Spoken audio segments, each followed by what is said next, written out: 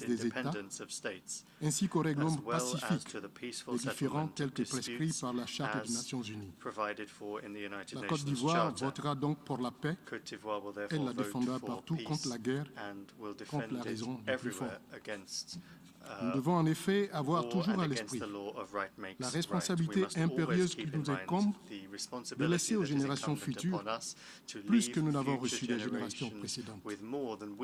Monsieur le Président, mon pays note avec regret que les nombreux efforts déployés par la communauté internationale, y compris les Nations Unies, n'ont pas permis d'épargner le monde d'un autre conflit de grande intensité. En effet, la crise en Ukraine a des conséquences dommageables, non seulement pour ce pays, mais également pour l'ensemble de la région et pourrait constituer une menace à la paix et à la sécurité internationale.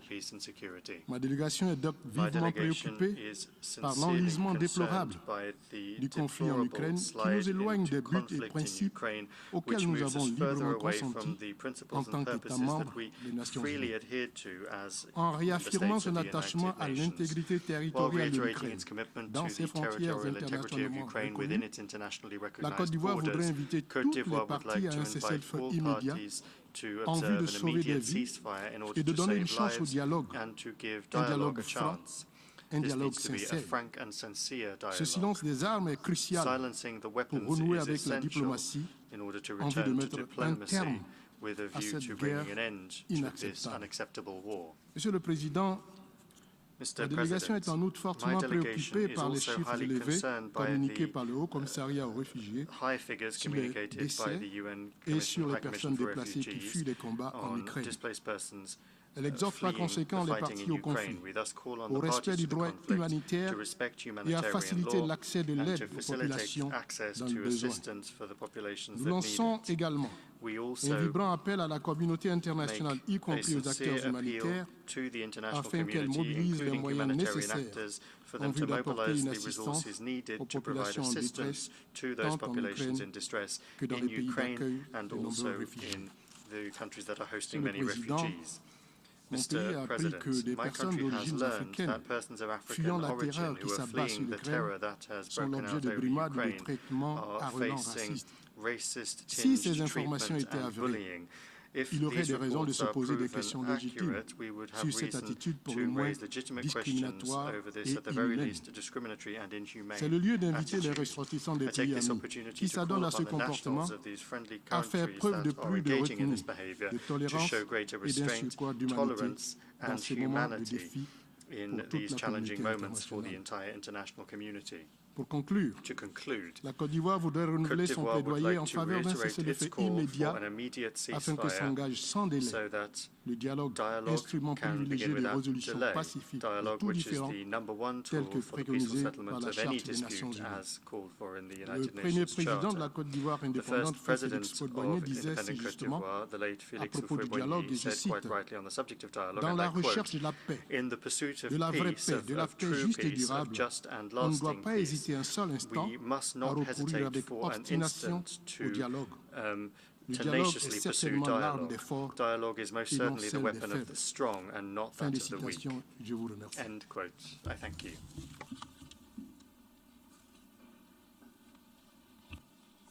I thank the distinguished representative of Côte d'Ivoire.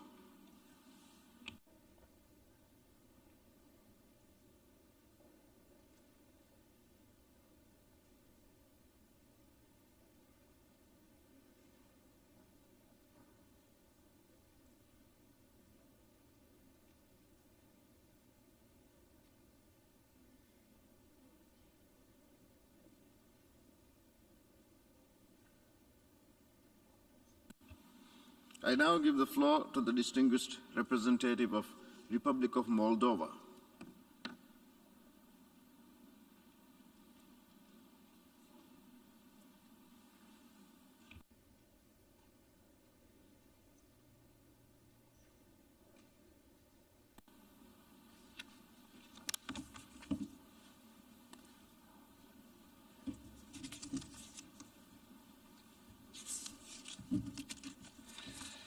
Mr. President, the Republic of Moldova aligns itself with the statement of the European Union and wishes to add the following remarks in its national capacity.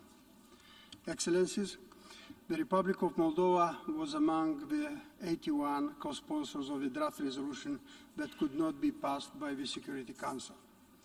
As the debate was transferred to the General Assembly, where we all have equal rights to vote, we decided to co-sponsor again the new draft resolution. By doing this, Moldova wants to add its contribution to the collective efforts aimed at stopping the war and helping our organization to fulfill its mission as the utmost defender of international law, peace and security. Distinguished delegates, the Republic of Moldova condemns in the strongest possible terms the act of war launched by the Russian Federation against Ukraine. This attack constitutes a blatant breach of international law and a serious violation of the fundamental documents and principles on which this organization and the international order are based. We are horrified by the unprovoked use of force against Ukraine, our friendly and neighboring country. The terrible death toll of the 5 days of military actions is rising with every hour. Numerous civilian deaths, hundreds of thousands of displaced persons and refugees, destroyed infrastructure. We must act immediately to stop this ordeal against the Ukrainian people that threatens regional and international peace and security. Therefore, while being a neutral country, we urge the Russian Federation to immediately stop the use of military force, to completely withdraw all its military forces from the territory of Ukraine, and to return to dialogue and diplomacy as the only means for ensuring peace and stability on our continent. Mr. President, the 6th day of war have triggered a major humanitarian crisis in the region. Ukraine and its people are the most hardly hit. But the crisis also affected particularly hard the neighboring countries, including Moldova, that are coping now with the challenge of effectively handling the large refugee flow coming from Ukraine. Since the start of hostilities, about 95,000 refugees fleeing from Ukraine have entered Moldova. The absolute majority of them are women, children, and the elderly. To put this figure into perspective, given the difference in the size of the population, such a flow would equal to about 2 million refugees entering a country with the population size of Germany in just 5 days. More than half of those who entered Moldova, being afraid for their lives and seeking shelter, decided to remain in my country. We are talking about 60,000 persons which are now being taken care of and accommodated by the Moldovan authorities and welcomed to their homes by ordinary Moldovans. We do our best to cope with this situation, but we also need the support of our partners. In this regard, the Republic of Moldova fully supports the humanitarian appeal launched by the United Nations Secretary General to scale up humanitarian assistance in and around Ukraine. In the coming days, the Republic of Moldova will be visited by the UN High Commissioner for Refugees, Mr. Filippo Grandi, whom we welcome and are looking forward to discussing the avenues for enhanced cooperation with a view to effectively respond to the humanitarian crisis. We'll continue keeping our borders open for those who seek refuge in Moldova. Mr. President, in conclusion, I would like to express our full solidarity with Ukraine, its people, and its democratically elected authorities.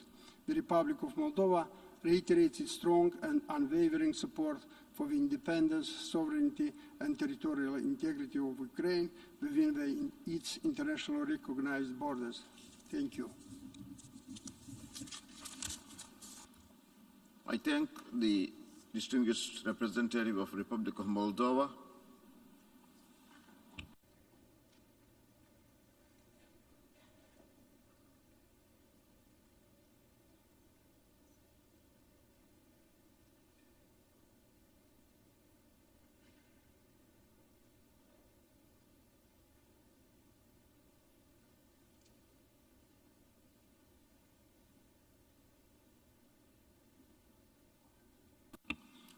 I now give the floor to the distinguished representative of Nepal.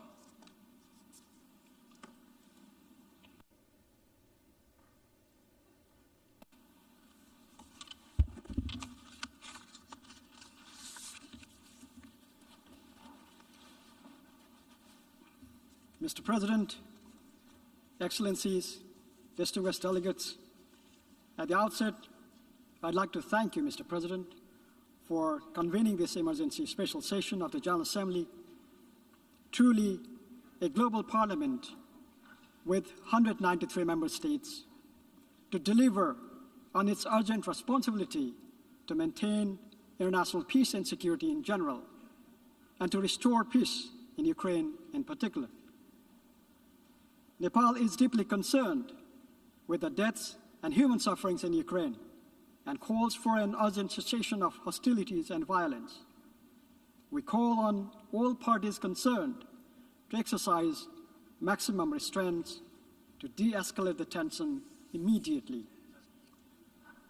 We are also deeply concerned about the safety and security of Nepali nationals currently in Ukraine and request all concerned for the facilitation of their safe passage from there. We call on the parties concerned to honor the obligation under international humanitarian law for the protection of the civilians and civilian objects. Violence breeds more violence, and it never incubates peace. Make no mistake, there is no alternative to the path of peace.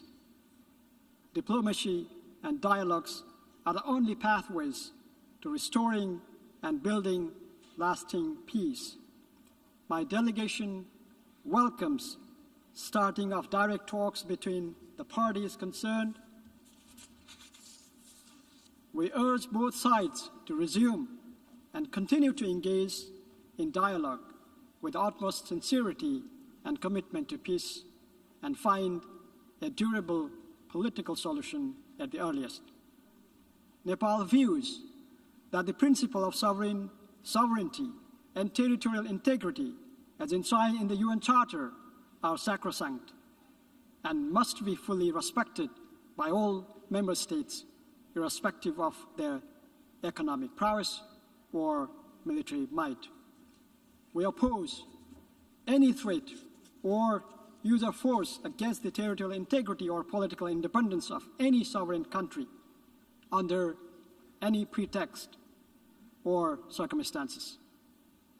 Mr. President, let me reiterate Nepal's unwavering faith in the peaceful resolution of international disputes through diplomacy and dialogue. Returning to the path of peace is never late, and it is high time to choose to return. I urge all concerned parties to give peace a chance. I thank you. I thank the distinguished representative of Nepal.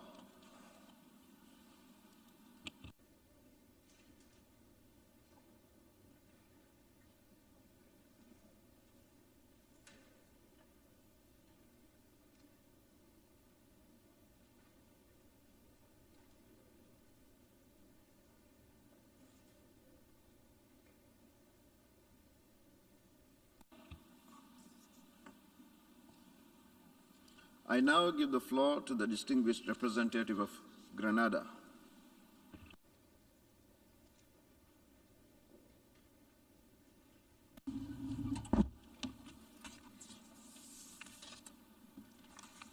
Mr. President, at the outset, Grenada aligns itself with the statements of the Caribbean Community, CARICOM, issued on the 24th of February, and the Organization of Eastern Caribbean States, OECS, of the 26th of February. Mr. President, Grenada expressly condemns the Russian Federation's assault on the people of Ukraine. Assault on the principles of respect for sovereignty and territorial integrity of all states, and assault on the provisions of international peace and stability as enshrined in the Charter of this very United Nations. Universal respect and adherence to these norms and principles of international law are fundamental to the maintenance of the international system and global peace and security. The rule of law is not merely a priority, but is also existential for many small states who are without a military like Grenada, serving as the sole shield to outside interference and/or attack. We call for an immediate end to the hostilities. The long history of diplomatic engagement among countries provides adequate tools for the settlement of disputes without having to resort to violence, which hurts the very people who give leaders legitimacy in office. We therefore reassert CARICOM's call on all parties involved to urgently embark on intensified diplomatic dialogue to immediately de-escalate hostilities and work towards a sustainable peace. Grenada supports and commends the efforts of the United Nations Secretary General to bring a speedy resolution to the conflict. Mr. President, we commend also the neighboring countries who are meeting the moment and are providing much-needed refuge to the victims of these hostilities. We further call for strict adherence to international humanitarian law, including the unfettered passage for all those fleeing conflicts. We are concerned by the reports of the disparate treatment of African nationals on the border who are encountering impediments as they desperately seek safety. We call on all states to uphold and adhere to its international obligations. Mr. President, we are 1 minute to midnight. We must pull back from the brink. We urge all parties to continue dialogue, return to diplomacy, peace, and to the bedrock principles upon which this august body was founded. I thank you.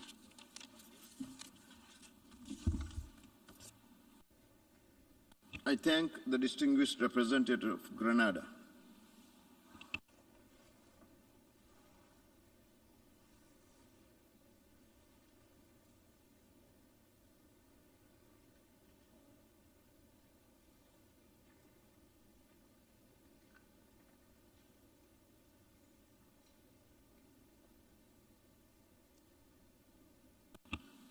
Now I give the floor to the distinguished representative of Bosnia and Herzegovina.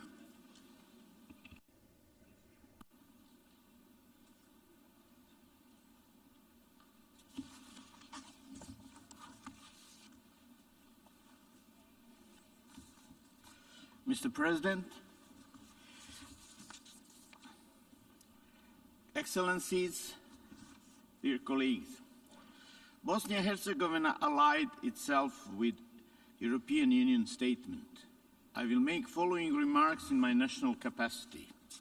As we speak, the world is facing one of its most acute security crises since World War II. At this very moment, the attack on Ukraine is taking new civilian victims. The fighting is ongoing. The UN Charter is being ignored or violated, and 500,000 civilians have already been internally displaced or forced to flee across international border into neighboring European countries. The Ukrainian government estimates as many as 5 million refugees will be displaced in the worst-case scenario. The innocent people always pay the highest price. The most vulnerable suffer the most. As deaths are rising, we are seeing images of fear and terror in every corner of Europe. What can be the message of the ambassador of Bosnia-Herzegovina, the country that suffered aggression, the brutal occupation for almost 4 years, facing the arms trade embargo, where genocide was committed 3 decades ago, and almost half of the population was brutally killed, displaced, or expelled? Developing situation in Ukraine, unfortunately, resonates awfully close to home. That is why we should not wait anymore. As a result of the conflict, millions of Ukrainians are in need of humanitarian assistance.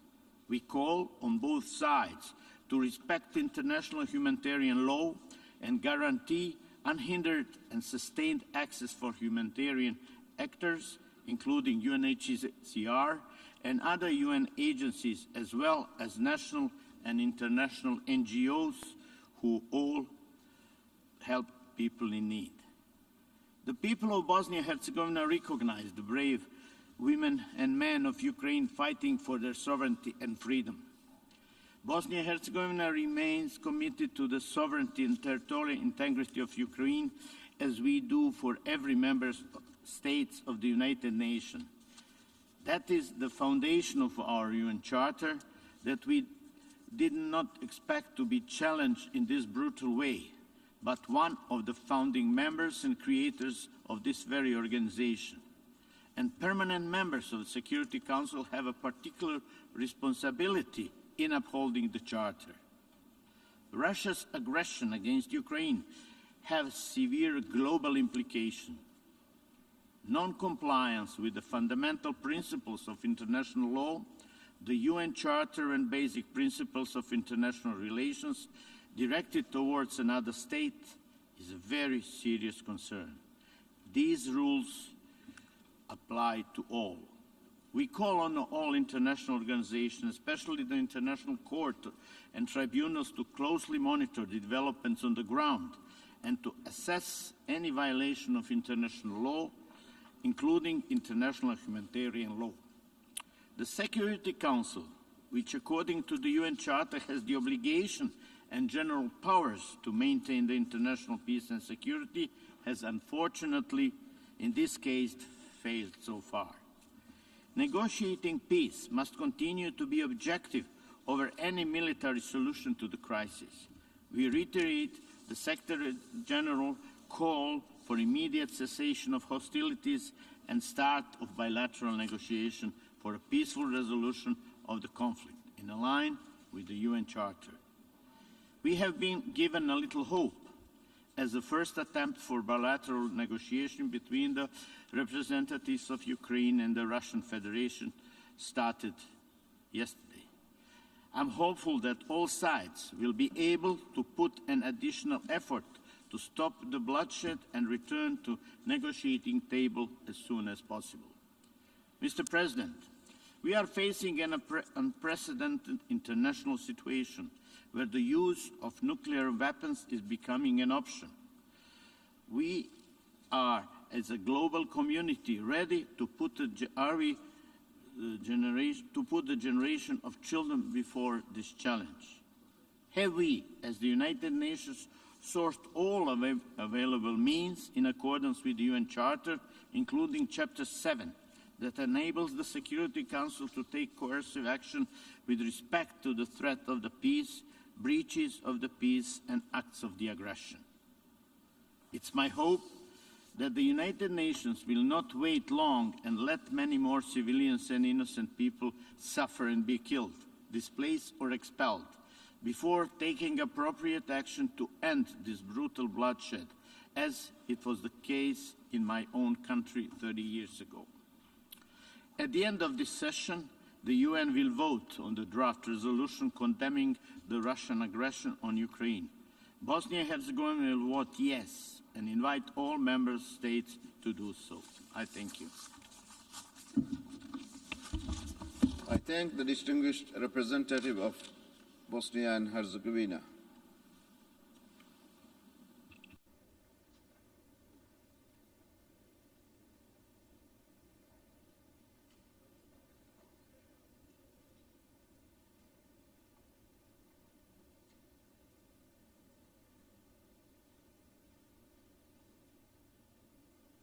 And now I give the floor to the distinguished representative of Republic of Korea.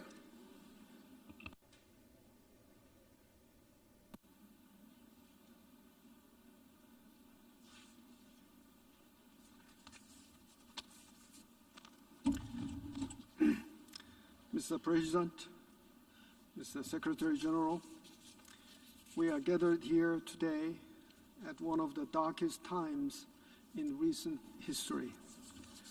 My delegation joins the international community in strongly condemning Russia's armed invasion of Ukraine. In this regard, the Republic of Korea co-sponsored the UN Security Council resolution last week, and also the GA resolution scheduled for a vote later on. This war was a choice made by Russia, which would not have taken place if it had listened to the calls of the international community.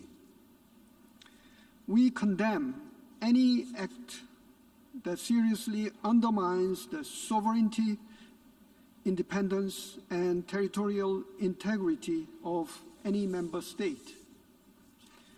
Russia's decision to recognize the independence of certain areas of Donetsk and Luhansk regions undermines the fundamental principles of the UN Charter. Ukraine's sovereignty, territorial integrity, and political independence must be respected. My delegation takes this opportunity to affirm its solidarity towards Ukraine and its people. We urge Russia to stop its offensive against Ukraine and to immediately withdraw all of its military forces from the territory of Ukraine. We strongly oppose any use of force in seeking a change in status. We also call on Russia to immediately reverse its decision related to the status of the Donetsk and Luhansk regions of Ukraine. My delegation is seriously concerned by the recent announcement by Russia to put its strategic deterrence forces on high alert. We urge Russia to refrain from further escalating the crisis and to seek diplomatic solution. Reports of increasing civilian casualties and mass displacement, as well as the destruction of civilian infrastructure, are of grave concern. The relevant provisions of international humanitarian law and international human rights law should be respected. We welcome the continued efforts of the Secretary General, member states, and regional and international organizations to respond to the humanitarian crises. In this vein, the Republic of Korea will further increase its humanitarian assistance to Ukraine. Mr. President, in the early days of this organization, the Republic of Korea was the first country that the United Nations assisted in response to an act of aggression under the Uniting for Peace resolution. The resolution forms the basis of today's emergency special session. The resolution forms the very basis of today's emergency special session. I repeat, my country still exists today because the peoples of the United Nations at the time stood up immediately to the crisis of the innocent lives that had to suffer for no reason of their own. It was a testimony, a clear example of what this organization could do when we are united together with one voice to protect the principles of the UN Charter. This is why my delegation does not see the situation in Ukraine as some distant tragedy. This is why we are expressing our solidarity towards the Ukrainian people. This is why we still try to have hope in this system and the commitment of its member states to uphold the principles of the Charter. And again, this is why we must be resolutely united against this act of aggression. I thank you, Mr. President. I thank the distinguished representative of the Republic of Korea.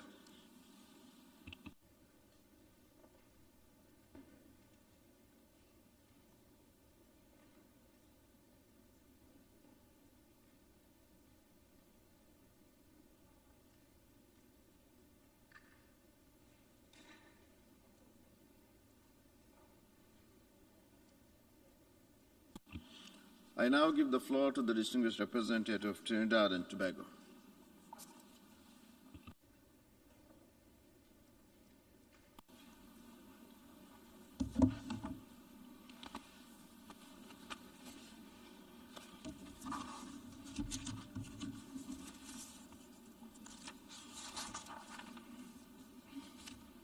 Mr. President, Mr. Secretary General, Trinidad and Tobago welcomes the convening of this emergency special session, though not the circumstances that make it necessary. As a democratic, peace-loving people and an unrelenting advocate of the rule of law, Trinidad and Tobago can neither subscribe to nor ignore any unilateral attempt to violate the sovereignty and the territorial integrity of any state under the threat or use of force. Such acts of aggression and expansionism violate peremptory norms of international law and do violence to the principles and purposes of the Charter of the United Nations, our Charter, to which we, the members of this organization, freely exercise our choice to be bound. For Trinidad and Tobago, therefore, membership of the United Nations constitutes a solemn undertaking, among other things, to promote and support and to devote one's efforts towards the maintenance and strengthening of the rules-based order as the centerpiece of international peace and security. That undertaking cannot legitimately be flouted or discarded at will, as if it were simply a matter of convenience. It is decidedly not a matter of convenience or choice. Rather, it is an obligation that as member states, we all share a duty to respect and to honor unconditionally, and when breaches occur, to defend.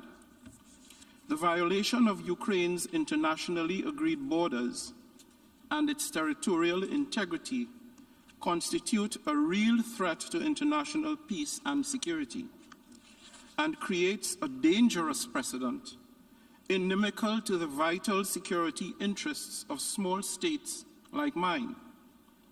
Trinidad and Tobago will never accept as legitimate or excusable such egregious violation of the Charter and of international law, on which we and other small states, bereft of military arsenals, rely to guarantee our very existence as sovereign independent states. For us, our suit of armor resides in the principles enshrined in the Charter and in the universal and unconditional acceptance of the basic tenets of international law by all members of the international community.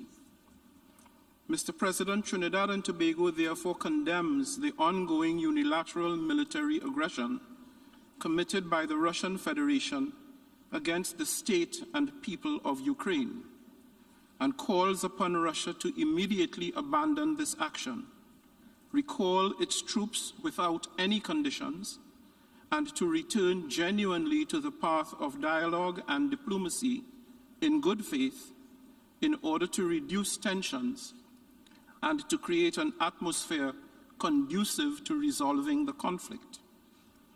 In this regard, yesterday's meeting between the combatants is encouraging in that it offers some hope for the possibility of de-escalation.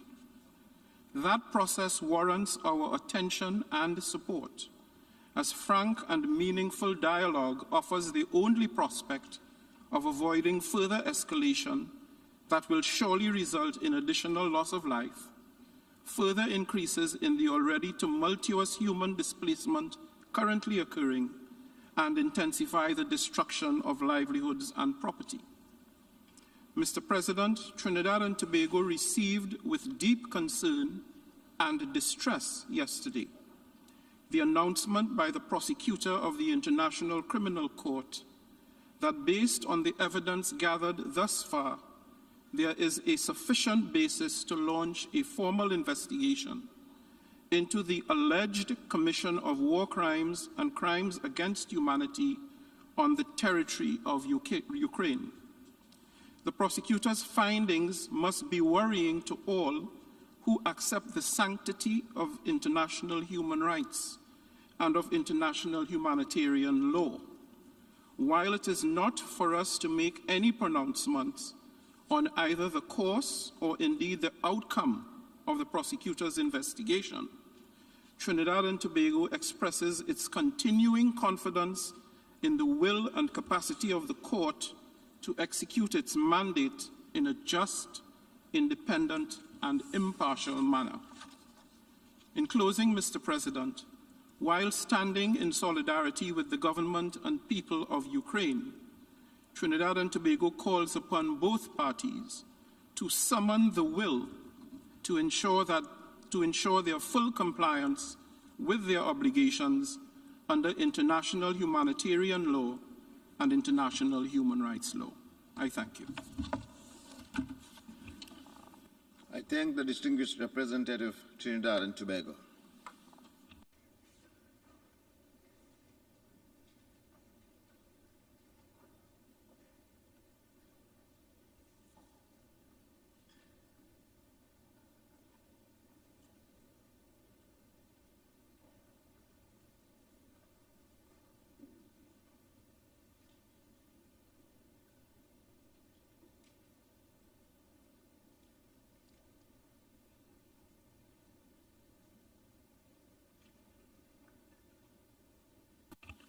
I now give the floor to the distinguished representative of the Bolivarian Republic of Venezuela.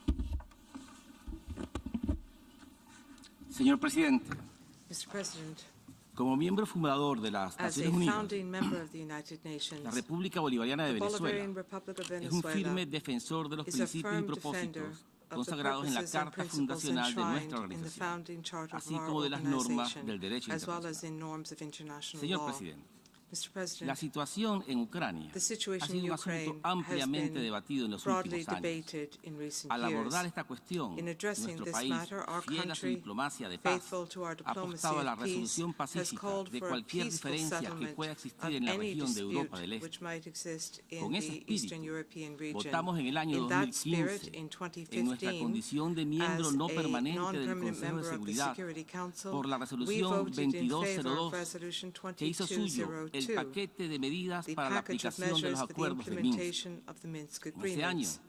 se In that construyó year, un camino diplomático we built a acordado por diplomatic todos path para agreed alcanzar to una by solución everyone pacífica to a la guerra find a civil en peaceful Ucrania. solution to the civil Sin war in embargo, Ukraine. However, dolorosamente, and sadly, esos acuerdos fueron desperdiciados tras these 7 años de agreements were wasted incumplimientos after dentro de 7 years Ucrania of que profundizaron la violations fractura within nacional Ukraine, y el which sufrimiento de la widened the población national civil. divide and increased La violenta the crisis suffering interna of the civilian fue agudizada por population. un nuevo factor: The violent la domestic creciente crisis presión was heightened externa by del another bloque factor, militar de la the OTAN growing hacia la outside propia pressure Ucrania, of the con el NATO efecto military destructor bloc towards de las Ukraine garantías de itself, seguridad para todos, with the destructive especialmente la Federación effect Rusa, of que son la security base de la assurances for all, arquitectura in de particular seguridad de for the Europa. Russian Federation, La and which are expansión the permanente basis de la for OTAN security hacia el este architecture de in Europe. Europa The añadió steady una expansion of amenaza de un NATO nivel towards superior Eastern Europe de has carácter added estratégico a la a crisis que ya era further nacional de Ucrania.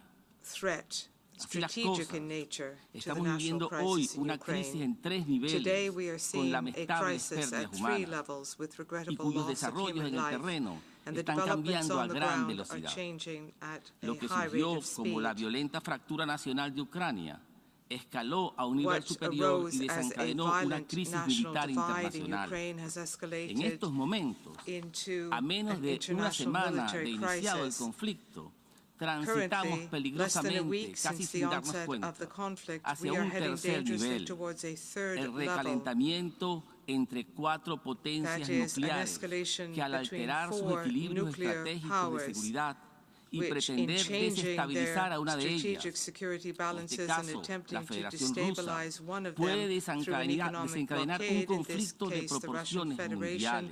could lead to the Esta unleashing situación no of a tiene conflict of precedentes en global la historia proportions. posterior a la This Segunda Guerra situation Mundial. has no precedent in our Señor history Presidente, since en la the actual Second coyuntura World que vive la War. región de Europa del Este, Mr. la President, seguridad in es un current valor que debe circumstances in prevalecer para Eastern todas Europe, las partes security is a involucradas. value which must prevail for Las all Naciones parties Unidas involved. fueron The establecidas United después de la Nations was guerra más grande de la after historia the greatest para garantizar war el in mantenimiento history de la paz y la to seguridad guarantee the internacional. maintenance of Su international mayor peace and éxito security. ha sido Its evitar greatest una tercera success guerra has been mundial. avoiding a third world Incluso war. cuando no ha sido And posible even when evitar it's un not been conflicto possible armado, to avoid el armed papel de conflict, nuestra the organización ha role of sido, our por la vía de la organization negociación through política, political el de revertir negotiation el has been to conflicto reverse hacia el conflict camino de la diplomacia and para su to resolución pacífica. return to diplomacy Esa es for nuestra a obligación peaceful hoy, resolution, and that is corregir our el duty rumbo today, para evitar to llegar a un correct our punto de path no and to retorno avoid que going comprometa into la a point of no supervivencia de las return, generaciones which will presentes y compromise futuras the y survival of construir present and un future camino generations. que frene el escalamiento de las We must tensiones. work towards ending an Nuestro escalation papel of hoy tensions. no Our es role alimentar today las is not to tensiones fuel y las tensions divisiones en los tres and niveles ya divides at all mencionados, three el nivel levels that I nacional, referred el to, nivel regional at the y el nivel national, mundial. regional, and global level. Las Naciones Unidas no The pueden ser United utilizadas Nations para cannot be profundizar los used conflictos. to further fuel Enfatizamos conflicts.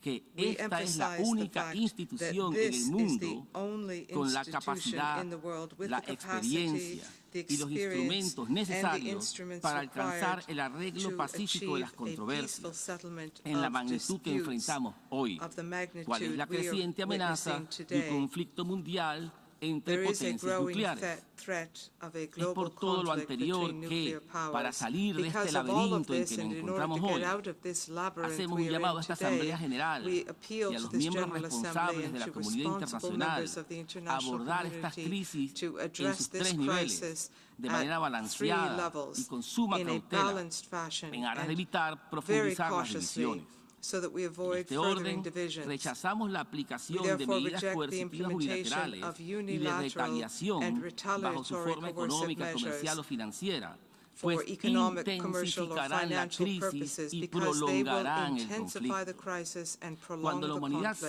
conflict. sintiendo los While efectos de la mankind pandemia del continues to COVID-19, deal se with va a the imponer por COVID-19 diseño pandemic, una nueva crisis new económica global global con el economic expreso crisis is propósito de being generar imposed sufrimientos by sobre design centenares de for the millones de express personas en purpose todo el of mundo. generating suffering Una for crisis hundreds of generada millions of people deliberadamente worldwide, para a desestabilizar a deliberately una potencia generated nuclear. crisis in order to Eso destabilize a no nuclear es power. el camino This a la is paz. not the path to peace. Señor Presidente, Mr. el President, principio de seguridad the principle indivisible of indivisible presupone security que la seguridad de un presupposes país that the no security puede of one sacrificar la country seguridad de otros, cannot y los bloques sacrifice militares the como la security OTAN of others, no pueden and expandirse military blocs such as indefinidamente, NATO amenazando cannot la seguridad expand de otras regiones del indefinitely, planeta. threatening the security of other regions Resulta of the pues planet. necesario It is iniciar therefore negociaciones necessary directas to que begin permitan una direct pronta negotiations resolución allowing for pacífica, prompt, integral y peaceful, duradera comprehensive, and de la actual lasting coyuntura en sus tres niveles, resolution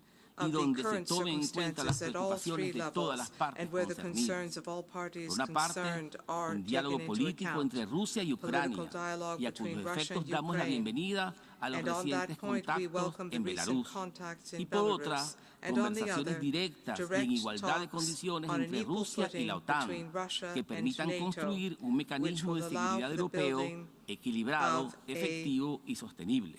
effective, Para concluir, balanced, and sustainable la República mechanism for Bolivariana de European Venezuela security. reitera In su conclusion, the Bolivarian inquebrantable Republic of compromiso con los Venezuela propósitos y reiterates its principios unwavering consagrados en la commitment Carta de to las the Naciones purposes Unidas. and principles of the UN Desde esta Charter. tribuna From hacemos un this llamado rostrum, al we cese de la appeal propaganda de for guerra, an end así como al to war discurso de la propaganda intolerancia, and guiados to por las ideologías de speeches of odio, y intolerance enfatizamos que guided solo a by través de la diplomacia, ideologies of del hate, diálogo y and la we emphasize contención, that only through sin diplomacy, presiones ni dialogue, sanciones, and restraint, podremos construir without pressure un or necesario sanctions, cortafuego can we establish entre a los tres necessary niveles de la crisis en ceasefire Ucrania at all e three impedir levels así of the crisis una in reacción en Ukraine, cadena and que nos avoid lleve a chain como reaction sonámbulos which al will abismo. lead us Muchas gracias, señor walking presidente. mindlessly into the abyss. Thank you.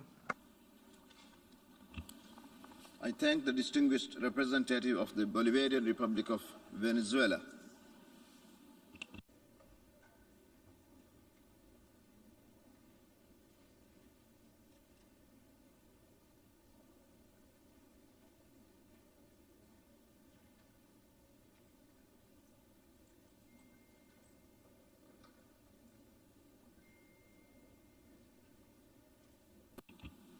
I now give the floor to the distinguished representative of Vietnam.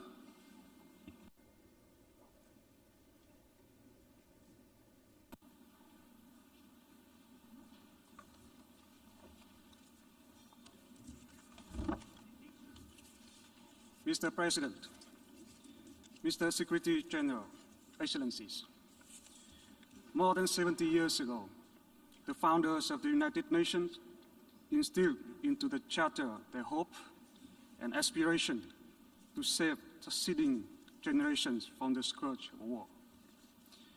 They enshrine in the Charter the fundamental principles which have become the foundation for contemporary international law and friendly relations and cooperation among nations. However, actions not in line with these principles continue to pose serious threats to international peace and security and development of nations and the people. They challenge the very relevance and legitimacy of the United Nations. For a number of times, our nation's own history of enduring war have shown that too often wars and conflicts until today stem from obsolete doctrines of power politics, the ambition of domination, and the imposition and the use of force in settling international disputes. A number of them are associated with historical legacies, misperception, and misunderstanding. Vietnam understands firsthand that once broken out, wars and conflicts only cause enormous suffering to human beings and grave consequences for many aspects of the life of nations directly involved as well as of others.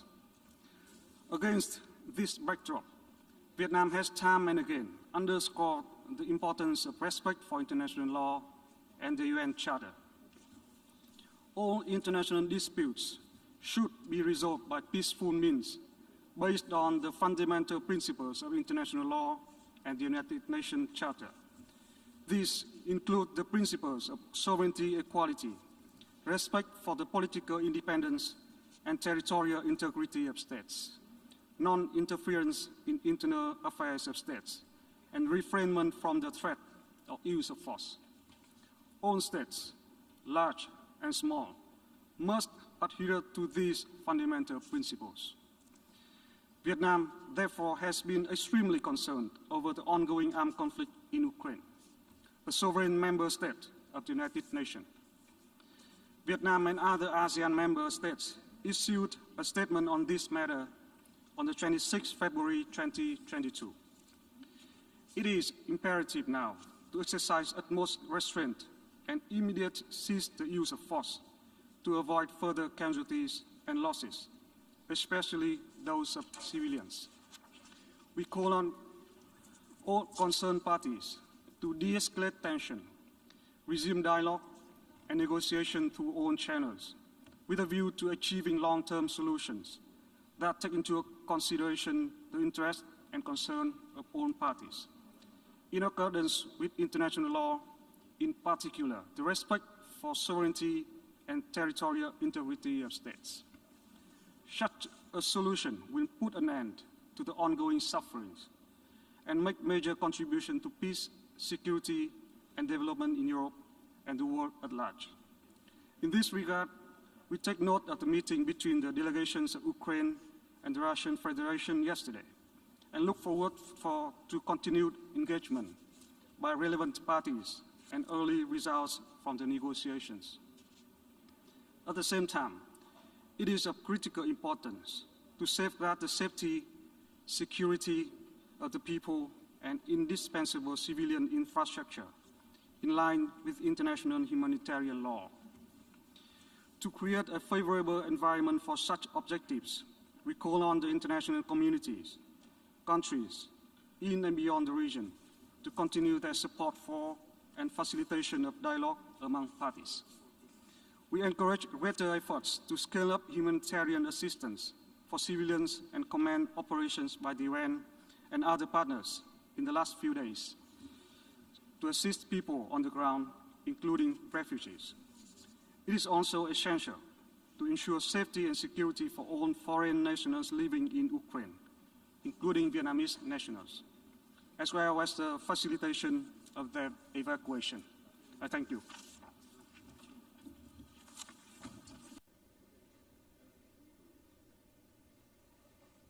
I thank the distinguished representative of Vietnam.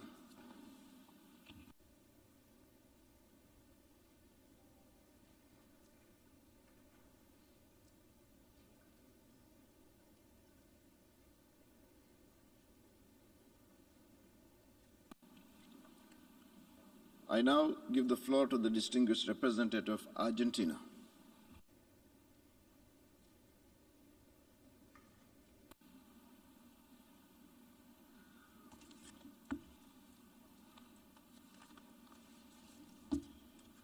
Señor Secretario General, señor Presidente de la Asamblea, distinguidos colegas, nos encontramos reunidos en la Asamblea para defender los principios fundamentales de las Naciones Unidas, defender la paz y la seguridad internacional. La situación de Ucrania no puede ser ajena a esa finalidad fundamental de esta organización. Hemos pedido a todas las partes involucradas en la situación generada en Ucrania desescalar el conflicto. Es por ello que coincidimos en hacer un llamado al Secretario General y a todas las instancias multilaterales existentes a cooperar para desactivar este conflicto y el regreso a la mesa de negociaciones de todas las partes involucradas para alcanzar una solución a través del diálogo político, las negociaciones directas y todos los medios pacíficos que puedan servir para detener la violencia y ayudar a lograr una paz justa y duradera. La República Argentina condena la invasión a Ucrania y reitera a la Federación Rusa que cese inmediatamente en el uso ilegítimo de la fuerza, así como las operaciones militares en territorio ucraniano. Queremos destacar el mensaje del Secretario General del día de ayer, al referirse con mucha preocupación a la decisión del gobierno ruso de poner en alerta a sus fuerzas nucleares cuando dijo, y cito, "Este es un desarrollo escalofriante. La simple idea de un conflicto nuclear es inconcebible. Nada puede justificar el uso de armas nucleares". Fin de la cita. Hemos establecido principios claros con respecto a las armas de destrucción masiva, en particular el uso de las armas nucleares. Al mismo tiempo que defendemos el uso pacífico de la energía nuclear y la no proliferación, debemos avanzar hacia la destrucción total de un armamento que amenaza con la destrucción del planeta. Señor Presidente, hemos insistido en que en momentos como este es imprescindible repetir la importancia de defender la Carta de las Naciones Unidas y el respeto por la preeminencia del derecho de las relaciones internacionales. Señor Presidente, ninguna adquisición territorial puede ser reconocida como legal a partir del uso o la amenaza del uso de la fuerza. Es la lógica consecuencia del respeto por la soberanía e integridad territorial de todo Estado. El derecho internacional ha fijado principios generales que todos hemos reconocido y no podemos permitirnos el lujo de elegir cuándo son o no son aplicables, tales como que todo atentado contra la integridad territorial de un Estado es contrario a los propósitos y principios de la Carta. No cabe duda, por otra parte, que el poder de la paz internacional se basa en la libertad, la igualdad, la justicia y el respeto de los derechos humanos de todos los Estados sin distingos. Como lo expresara ayer el canciller argentino Santiago Cafiero en la reunión del Consejo de Derechos Humanos en Ginebra al referirse a la crisis de Ucrania, y hago cita, ¿cuál es la primera víctima en la guerra? ¿La verdad o los seres humanos? Creo que en estas horas de dolor e incertidumbre que debemos apegarnos a la preservación de la vida como el más supremo de los derechos humanos. Fin de la cita. Por ello mismo, debemos encarar sin dilaciones las consecuencias del grave deterioro de la situación humanitaria generada en Ucrania, con cientos de miles de desplazados y refugiados. Es imprescindible que ellos puedan acceder de inmediato a una ayuda humanitaria efectiva y real, por lo que se deberá sin demora permitir el libre acceso de la misma. Ello sin mencionar que, como siempre, el conflicto armado en una región, tarde o temprano, habrá de alcanzar a otras en el impacto producido por migraciones forzadas, crisis humanitarias, hambrunas y enfermedades que habrán de asolar a poblaciones directa o indirectamente ligadas al conflicto. Escuchemos las palabras de su santidad, el Papa Francisco, cuando rogó a todas las partes implicadas que se abstengan de llevar a cabo cualquier acción que pueda causar aún más sufrimiento a las poblaciones, desestabilizando la convivencia entre las naciones y desprestigiando el derecho internacional. Creemos en el multilateralismo y la historia de las Naciones Unidas nos han demostrado cuán lejos podemos ir juntos.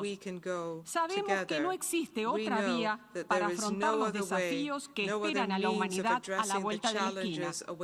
No vamos a cejar por ello en la defensa irrestricta de los principios de la Carta. Tenemos con ellos un compromiso irrenunciable, muy especialmente con la paz. Muchas gracias. I thank the distinguished representative of Argentina.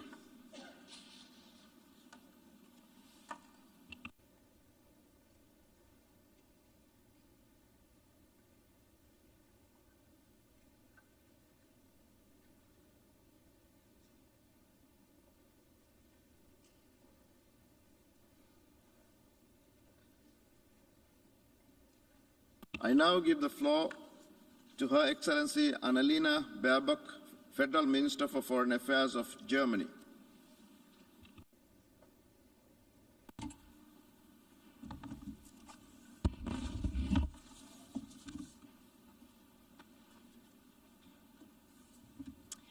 Mr. President, Secretary General, Excellencies, ladies and gentlemen. A baby girl was born in a metro station in Kiev just a few days ago. Her name, I've been told, is Mia. Her family was forced to shelter, just like millions of others across Ukraine.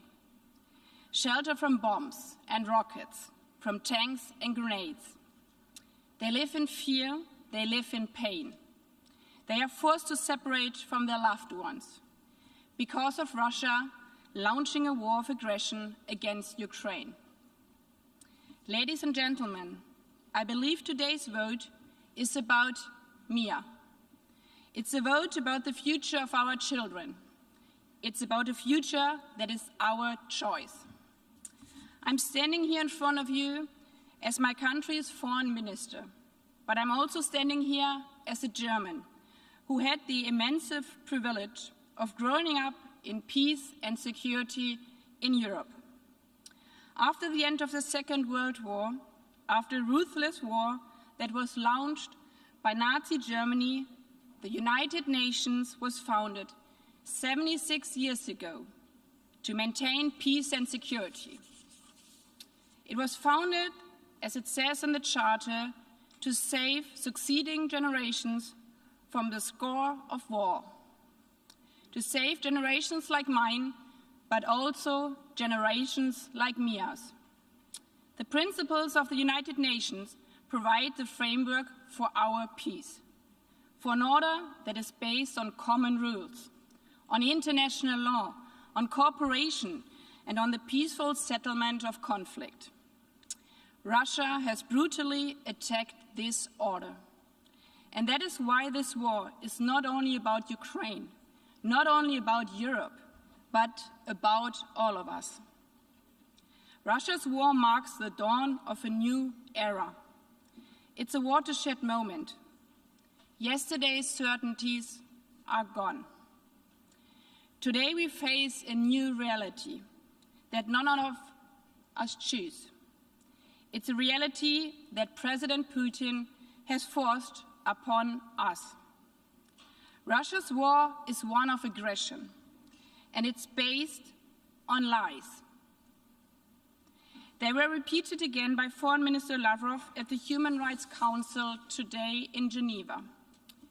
You say you are acting in self-defense, but the whole world watched as you built up your troops over months in the preparation for this attack. You say Russia is to protect Russian-speaking from aggressions, but today the whole world is watching as you are bombing the homes of Russian-speaking Ukrainians in Kharkiv.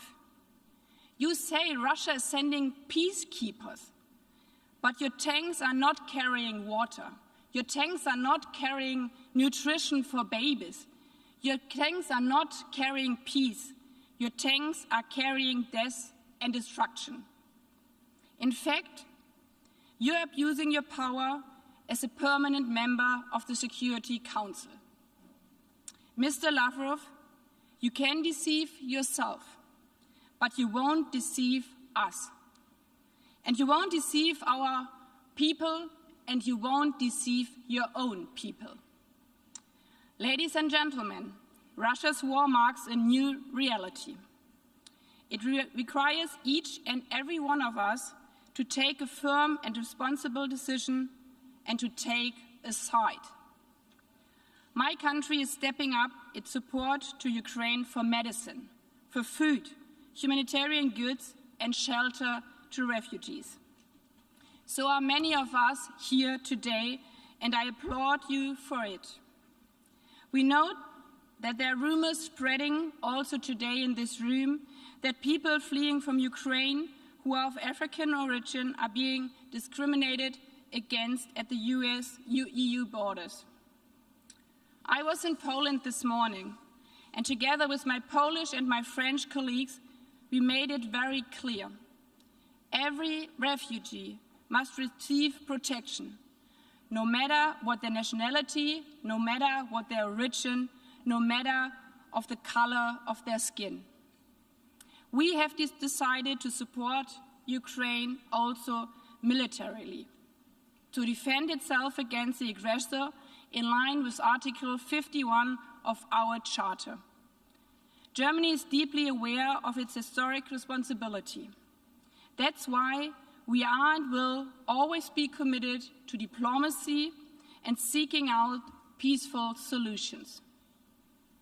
But when our peaceful order comes under attack, we must face up to that new reality. We must act responsible. That's why we must unite for peace today. I've heard some of my colleagues say when I was phoning around the world in the last days, you are calling on us to show solidarity for Europe, but where have you been for us in the past?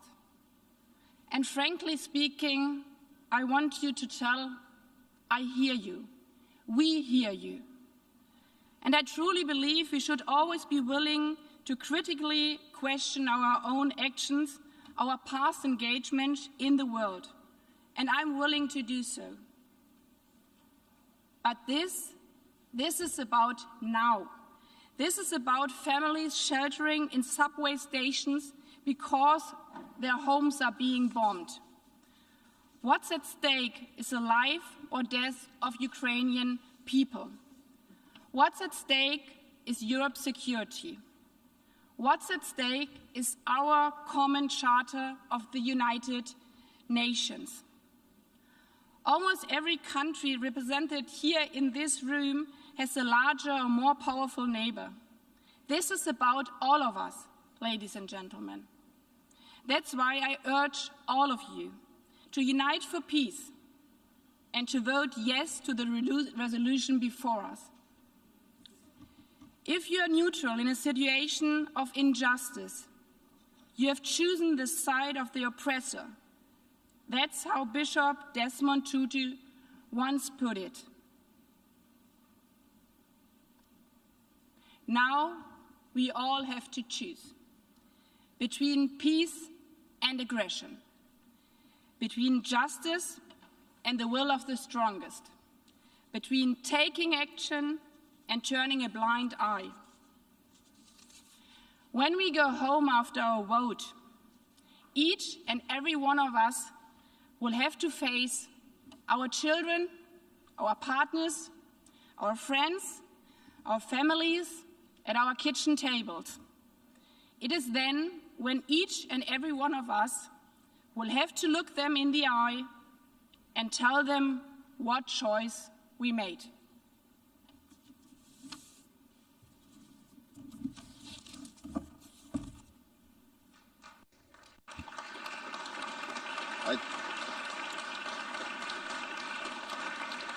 I thank the distinguished representative of Germany, the Federal Minister for Foreign Affairs of Germany.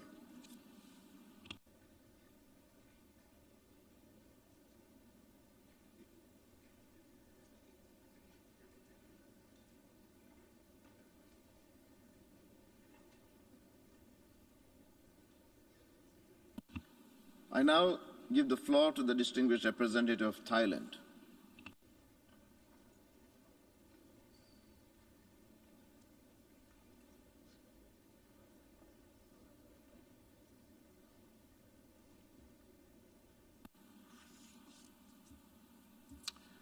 Mr. President, Mr. Secretary General, Thailand is gravely concerned with the worsening hostilities and violence as a result of the use of military force in Ukraine, which has led to loss of life, including of innocent civilians, and destruction of property and civilian infrastructure.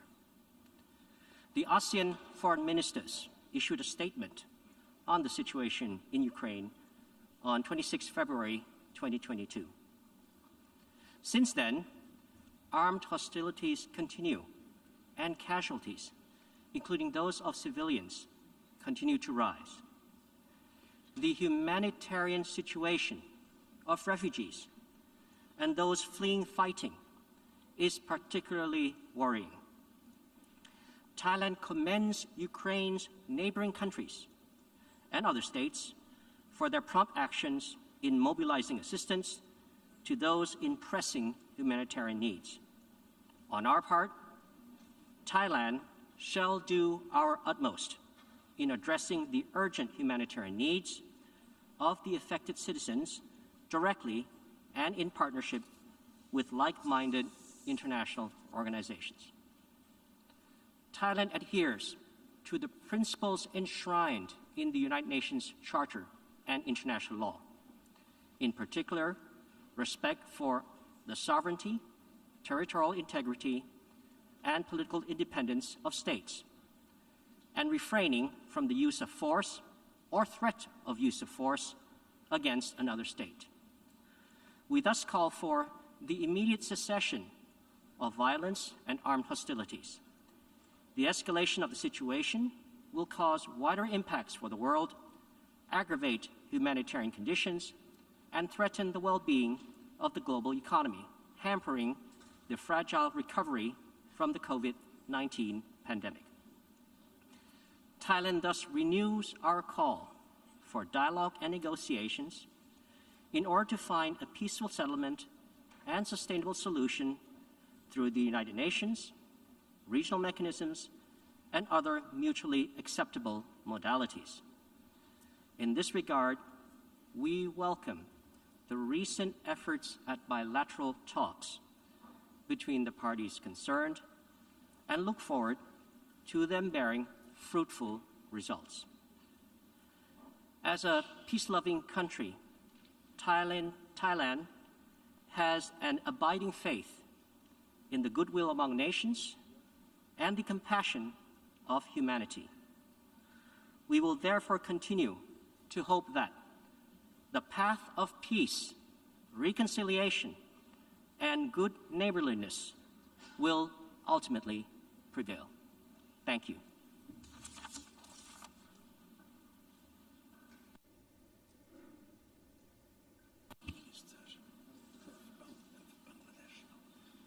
I thank the distinguished representative of Thailand.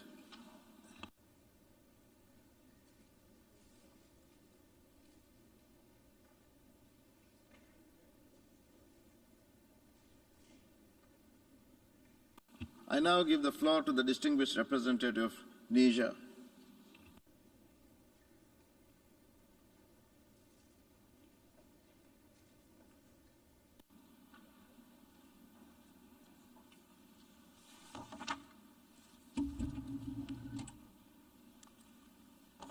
Monsieur le Président, Mr. President, Monsieur le Secrétaire général, Mesdames et Messieurs, Secretary General, ladies and gentlemen, lorsque l'Organisation des when Nations the Unies a United été créée en Nations was created in 1945 à San Francisco, 1945 in San Francisco, après les horreurs et following destructions the de la horrors Deuxième and Guerre mondiale, destruction of the Second World c'était War, principalement, it was et comme il est primarily, consigné dans la Charte, as noted pour in the sauver les Charter, générations to save futures future du fléau de la generations guerre. from the scourge of war. Ce fut un véritable tour de force This que was les pères a true fondateurs de l'organisation masterstroke ont that the réussi founding fathers of the dans un organization contexte made a success particulièrement of difficile. in a particularly Le difficult principal context. objectif visé The main étant aim d'éviter les was manquements to de la Ligue des avoid Nations the shortcomings of qui the ne lui League ont of pas Nations permis that de stopped prévenir it la Deuxième from Guerre preventing mondiale. the Second World Cette War. ambition, This il faut s'en ambition, féliciter, a and we permis should au monde welcome d'être this, à l'abri d'un conflit allowed the mondial world to be pendant plus protected de from a 115 ans. global conflict for more than La situation qui 75 prévaut years. actuellement en Ukraine The prevailing constitue situation une today in véritable source Ukraine d'inquiétude is a en ce genuine sens qu'elle met source en of péril le concern consensus de in San that it Francisco jeopardizes the San qui fonde le Francisco système international consensus, d'après les deux which guerres. underpins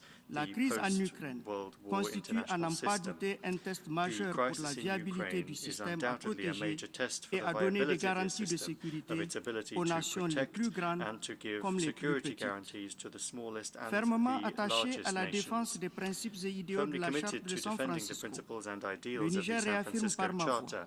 sa ferme Niger, condamnation through de me, reaffirms l'utilisation its de la firm force pour régler condemnation les of the différends use of entre force to États. resolve disputes between L'action states. militaire The entreprise par military la action Fédération de undertaken by Russie the contre Russian l'Ukraine Federation against constitue Ukraine à cet égard constitutes in un this acte que mon respect pays an act condamne that my et country c'est pourquoi nous condemns. voterons en For that faveur de la reason, we will résolution vote in qui favor nous est of the soumise. resolution before us. Monsieur le Président, la session extraordinaire d'aujourd'hui today's special intervient session à un moment où comes at a notre time monde fait when face à l'un our des world périls les plus is dangereux pour facing sa stabilité. one of the most Elle serious intervient à risks un to its moment stability. où le Conseil de It comes at a sécurité, time when dont the c'est Security précisément la Council, responsabilité au titre de la and Charte, that is n'a primarily pas its role pu under the se Charter, prononcer has not du fait been de able to l'usage act du veto due to the par use un de of ses the membres veto permanents. by one of its permanent members. Pourtant, l'opération militaire And yet, russe contre the Russian l'Ukraine military operation constitue ni against plus ni moins Ukraine une is violation nothing more or flagrante de la nothing less than souveraineté et a de flagrant l'intégrité violation territoriale of the d'un État sovereignty membre de and notre territorial organisation, integrity of a l'Ukraine. member state of our Face à ce organization, défi, Ukraine.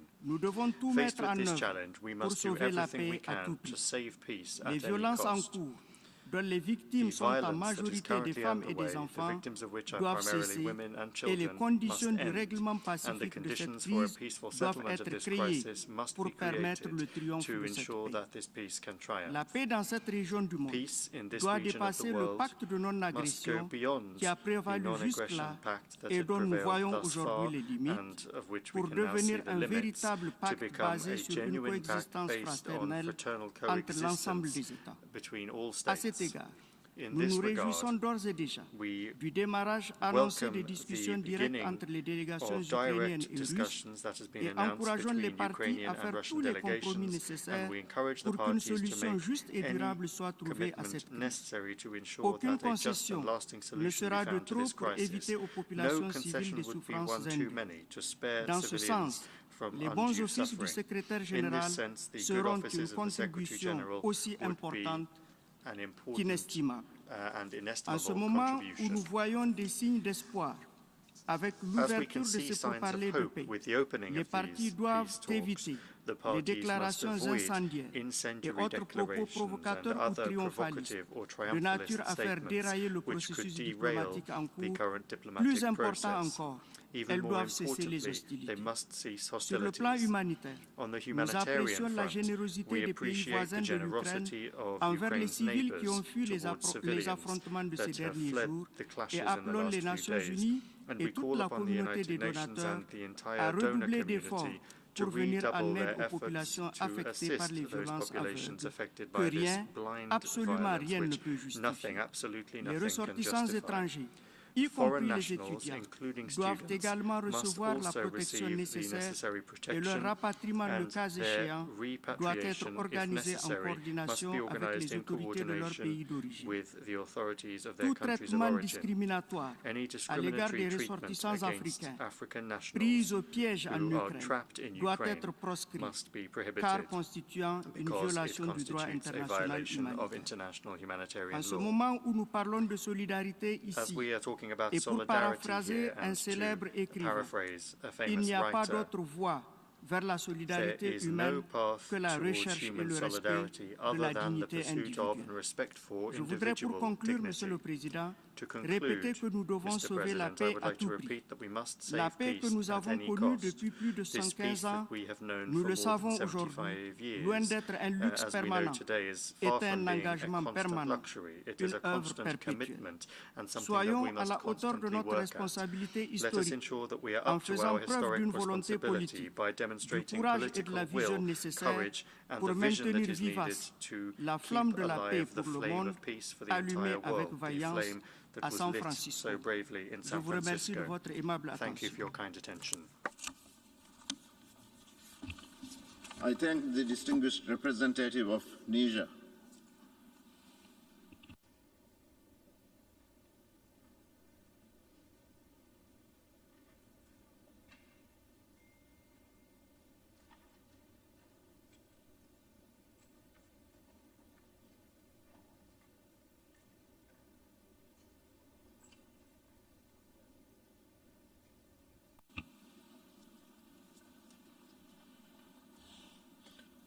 I now give the floor to the distinguished representative of Nicaragua.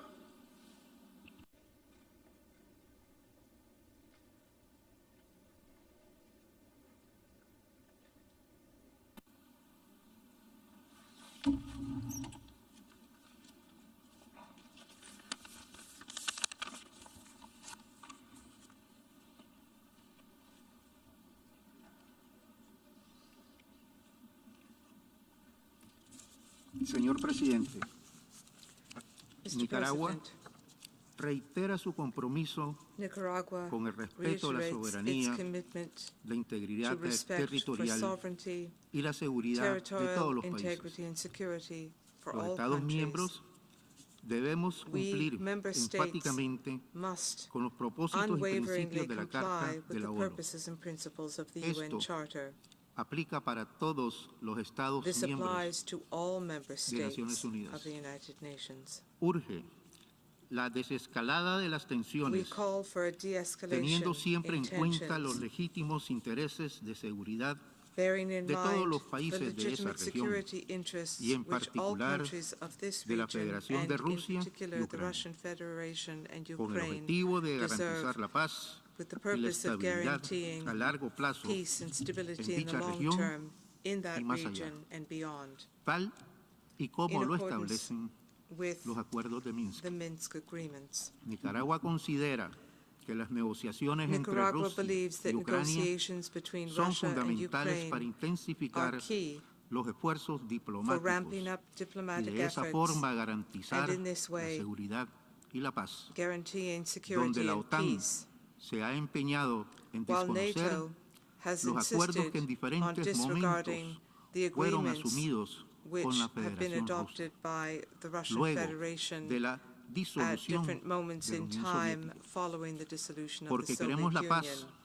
y creemos en la prevención y Because we solución want de peace and conflictos por because we medios believe pacíficos, in the prevention and solution of conflicts rechazamos through las peaceful medidas means, we unilaterales, reject unilateral tales como measures sanciones such as políticas, political económicas y de sanctions, todo tipo economic sanctions, or que se sanctions están of any lanzando kind contra la which Federación are Rusa being launched against the por los Russian Estados Unidos y la Federation OTAN, by the a la par United States que and multiplican NATO, el while envío at de the same armamento time they are a ramping Ucrania, up the sending of weapons to lo que Ukraine. deja a la vista que los Estados This Unidos clearly y la OTAN shows that the United ya States están involucrados and NATO en este are conflicto que already tiene involved in this dimensiones conflict, globales.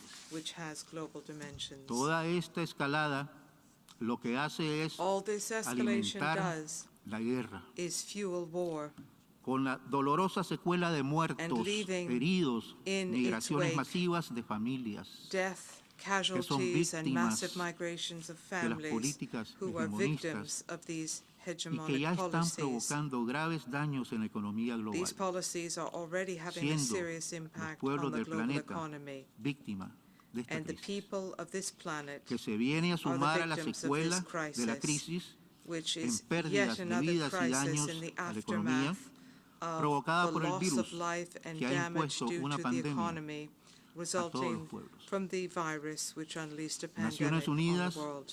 debe desempeñar The un papel United Nations constructivo must play en a la resolución constructive role de la cuestión de in Ucrania resolving the y Ukrainian dar issue prioridad a la and paz, give priority to la peace, estabilidad regionales to regional y la stability, seguridad and universal to de universal todos los security países for all countries. y no promover It tensiones o must not acciones que escalen promote tension el conflicto. or actions which will Señor escalate presidente, the conflict. este lamentable conflicto Mr. President, y pérdida de this vidas regrettable se conflict pudo and haber loss of evitado. life could have been avoided. No tenía por qué suceder. It did not need to happen. Todo es producto del irrespeto y las violaciones a All la of Carta de this Naciones Unidas, stems from the non-respect producto for and de violation políticas of the UN injerencistas Charter.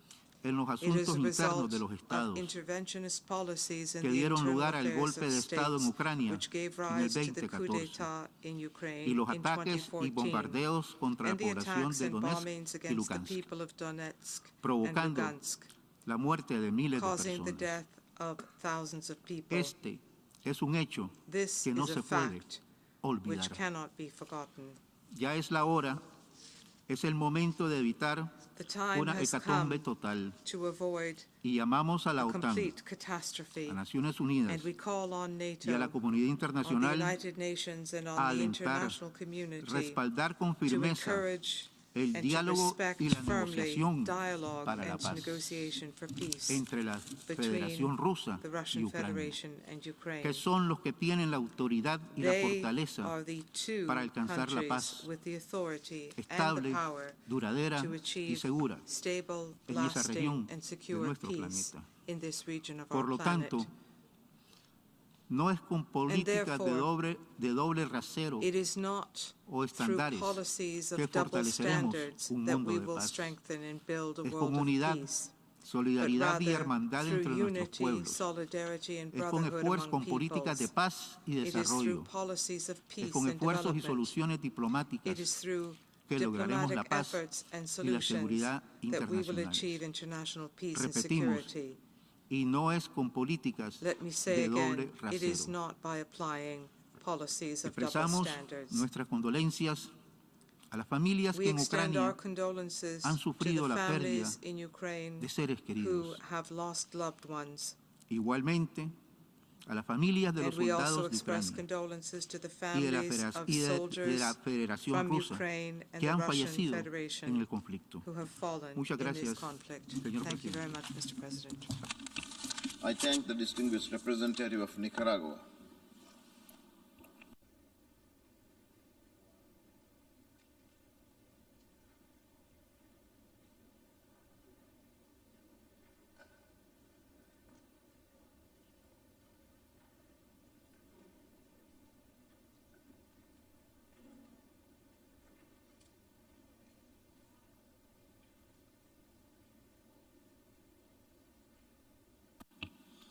And I now give the floor to the distinguished representative of Romania.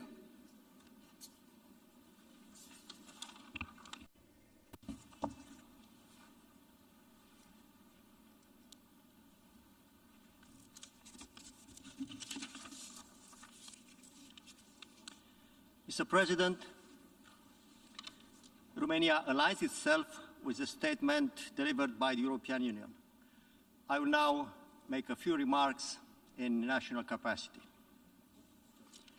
The world today is at threat by Russia's unprovoked, unjustified military aggression against Ukraine, and recently by bringing its nuclear arsenal at high alert. This affects not only the European security, but also the security at global level. At these difficult moments, Romania and the Romanian people stand in full solidarity with Ukraine and with its people facing this aggression, including through providing shelter for the tens of thousands of Ukrainians, mostly elderly, women and children. We reaffirm our support for the sovereignty, independence and territorial integrity of Ukraine within its internationally recognized border. Romania strongly condemns such irresponsible behavior, which gravely violates the international law. By unleashing the aggression against Ukraine, Russia has broken all its international commitments, first of all, the United Nations Charter. Thus, we strongly call for a responsible behavior from Russia and a plea to avoid more loss of life and preserve the safety of civilian population. Therefore, Russian Federation should immediately cease its use of force against Ukraine and withdraw immediately, completely and unconditionally all of its military forces from the territory of Ukraine within its internationally recognized borders. Romania reiterates its full solidarity with Ukraine and with the Ukrainian people. We stand ready to continue to support our neighbor, including by providing humanitarian assistance. Romania also expressed support for the new ambitious package of extended sanctions against Russia, including the disconnection of certain Russian banks from SWIFT and the closure of EU airspace for Russian aircraft. We underline the decision of the Romanian authorities to support the neighboring state Ukraine by donating protective equipment, fuel, food, water and medicines amounting to more than 3 million euros, in addition to the contributions already sent until now. Romania joins all the United Nations countries that voiced their call on the Russian Federation to abide by the principles set forth in the United Nations Charter and the Declaration on Friendly Relations, as well as to abide by the Minsk agreements and to work constructively in relevant international frameworks, including in the Normandy format and trilateral contact group towards their full implementation. I thank you, Mr. President. I thank the distinguished representative of Romania.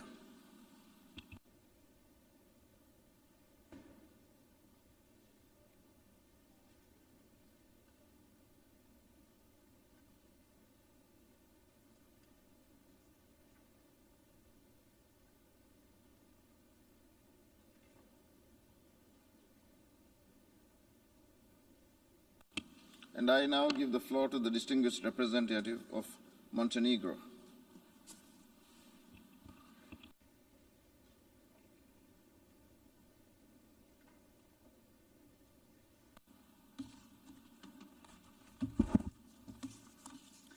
Mr. President, Montenegro aligns itself with the statement delivered by the European Union. Please allow me to highlight some issues in my national capacity. We are gathered here today in response to the blatant violation of the UN Charter, of international law, and of the sovereignty and territorial integrity of Ukraine by the Russian Federation. The escalation of security situation due to the Russian aggression against Ukraine is extremely alarming. This unjustified and unprovoked military aggression constitutes yet another flagrant violation of the sovereignty and territorial integrity of Ukraine, UN Charter and international law. It puts lives of millions of people at risk and represents a clear and present threat to peace and security in Europe and beyond. We condemn these actions and call on Russia to immediately, completely and unconditionally stop all fighting and withdraw all of its forces from the territory of Ukraine. The dangerous rhetoric, including the raising of nuclear alert levels, must stop. This rhetoric can only lead to further escalation and increasing the risk of catastrophic miscalculation. We also condemn the involvement of Belarus in this aggression against Ukraine and call on it to abide by its international obligations. Mr. President, regrettably, the Security Council failed its primary responsibility for the maintenance of international peace and security because of the veto cast by one permanent member. Therefore, we welcome the decision of the Security Council to refer the matter to the General Assembly. We reiterate that the only way to achieve lasting peace is through diplomatic means. There can be no military solution to the conflict. Peaceful settlement of disputes and refraining from the threat or use of force are fundamental principles of international law in line with the UN Charter and the Helsinki Final Act. To this end, Russia must take concrete steps and abide by its international commitments, halt its military operation and return to the negotiating table. We call on Russia to choose peace instead of war.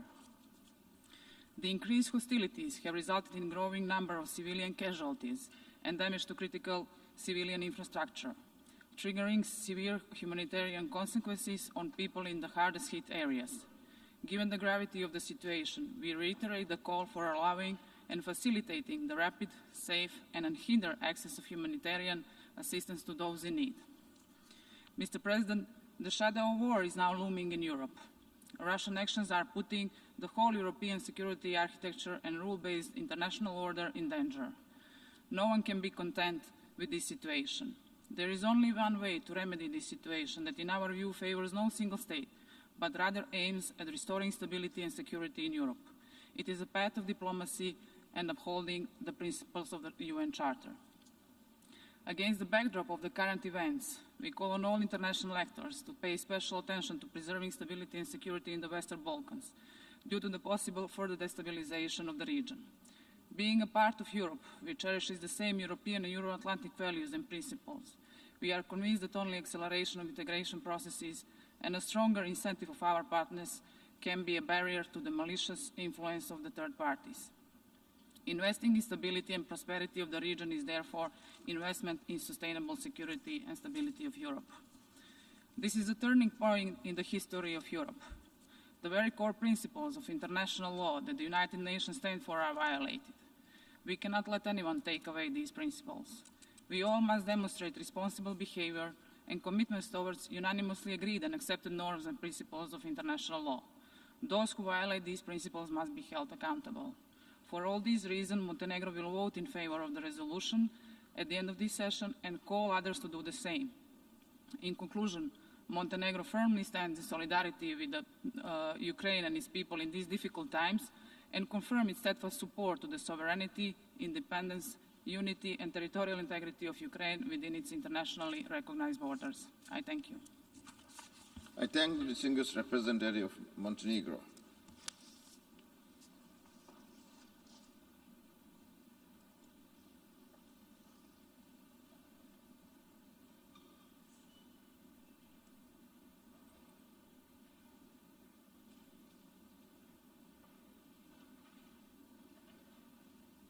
I now give the floor to the distinguished representative, San Marino.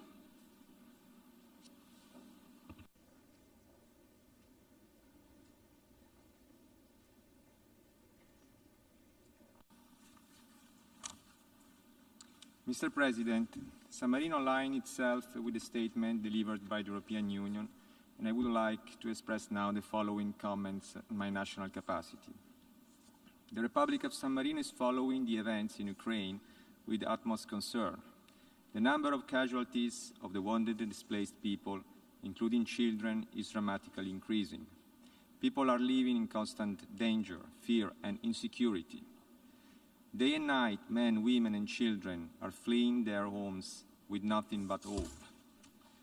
History teaches us that war is not the answer. War is just destruction, and as such, has always been and always will be deplored by the Republic of San Marino. We call on the parties to immediately stop this war, which is jeopardizing international peace and security on a global scale. We need to live up to the principles of the United Nations Charter. San Marino strongly condemns the use of war and violence and promotes any multilateral and bilateral diplomatic initiative inspired by the principles of the promotion of dialogue and peace, the defense of human rights and international law. We reiterate our support for the sovereignty, territorial integrity, unity and independence of Ukraine within its internationally recognized borders. We call on the parties to return to dialogue and to work for a negotiated solution. Today, we have at our disposal a range of international mechanisms and organizations to stimulate dialogue, promote negotiations, and resolve conflict.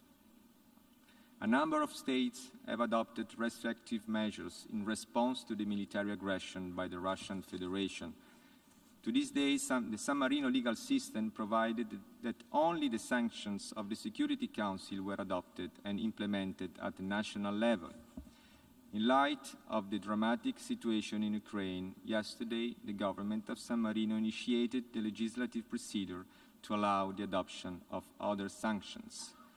In the coming days, Parliament and the competent national authorities will evaluate how to apply other such sanctions in our legal system. Mr. President, after long years of conflict, the Ukrainian population is now facing even more violence and suffering. The Republic of San Marino is very concerned for the conditions of civilians, which are in need of urgent humanitarian assistance. We deplore and condemn the acts of aggression against civilian infrastructures. The attacks and the use of explosive weapons on populated areas have no possible justification. We call on the parties involved in the conflict to strictly uphold international humanitarian law, human rights law, and to protect civilians and their essential services. Furthermore, the Republic of San Marino is greatly concerned by the Russian decision to put their nuclear weapons forces on high alert. This is incredibly dangerous and inconceivable. Nothing can justify the use or threat of use of nuclear weapons. Mr. President, San Marino has co-sponsored and will vote in favor of the draft resolution which is now before the Assembly. The Republic of San Marino stands in solidarity with the people of Ukraine and joins the pressing call for peace coming from the streets of the entire world. Silence the weapons and return to dialogue and negotiations. Let peace prevail. Thank you. I thank the distinguished representative of San Marino.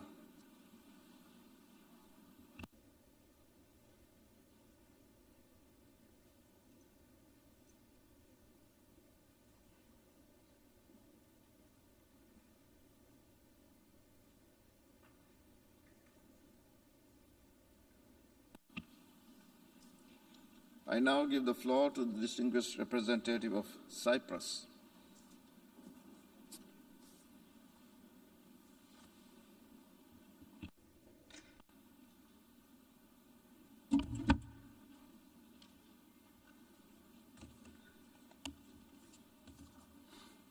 Mr. President, fully subscribing to the statement of the European Union, my delegation adds its voice to the condemnation of the Russian aggression against Ukraine. We stand in solidarity with Ukraine and reiterate our support to its unity, sovereignty, and territorial integrity within its internationally recognized borders. The Secretary General's statements have been unequivocal. Such actions are in direct conflict with the United Nations Charter. The use of force is the repudiation of the principles that every country in this hall has committed to uphold. Cyprus condemns any breach of international peace and security effected through military action by any state against the independence, sovereignty, and territorial integrity of another. As a small state, which relies for its security on the global rules-based order, with the UN at its core, Cyprus is deeply concerned about the effectiveness of our system of collective security.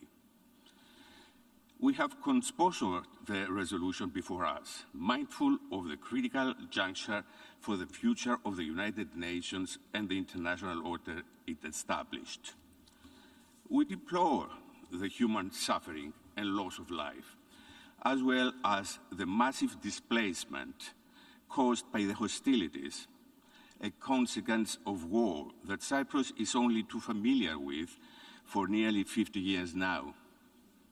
While we take note of the talks initiated yesterday between the Russian Federation and Ukraine, and hope that diplomacy will prevail and lead to the peaceful resolution of this conflict, we stress the need for full compliance with international humanitarian law, for an immediate ceasefire, and for the withdrawal of Russian military forces from Ukrainian territory. We also reiterate that the urgent need to reverse unlawful acts, including the recognition of the self-proclaimed independence of the separatist areas in eastern Ukraine. Furthermore, deeply concerned about the current level of nuclear threat, we fully support the recent remarks by the UN Under-Secretary General and High Representative for Disarmament Affairs that the raising of nuclear alert levels by the Russian Federation only increases the risk of catastrophic miscalculation. There are no victors with nuclear weapons, only victims. Restraint, de-escalation, and risk reduction are urgently required for the sake of all our security. In closing, Cyprus, as a victim itself of foreign invasion and ongoing occupation, stresses in the strongest possible terms that the situation in Ukraine constitutes a flagrant violation of international law and undermines the rules-based international order. There is only one way out: diplomacy, not war. I thank you. I thank the distinguished representative of Cyprus.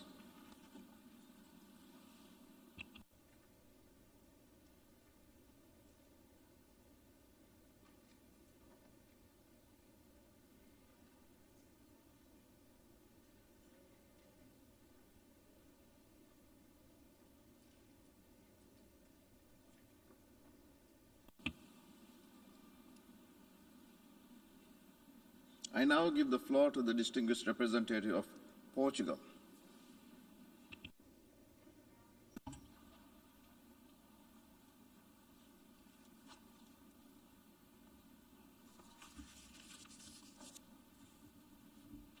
Mr. President, Portugal aligns itself with the statement delivered by the European Union.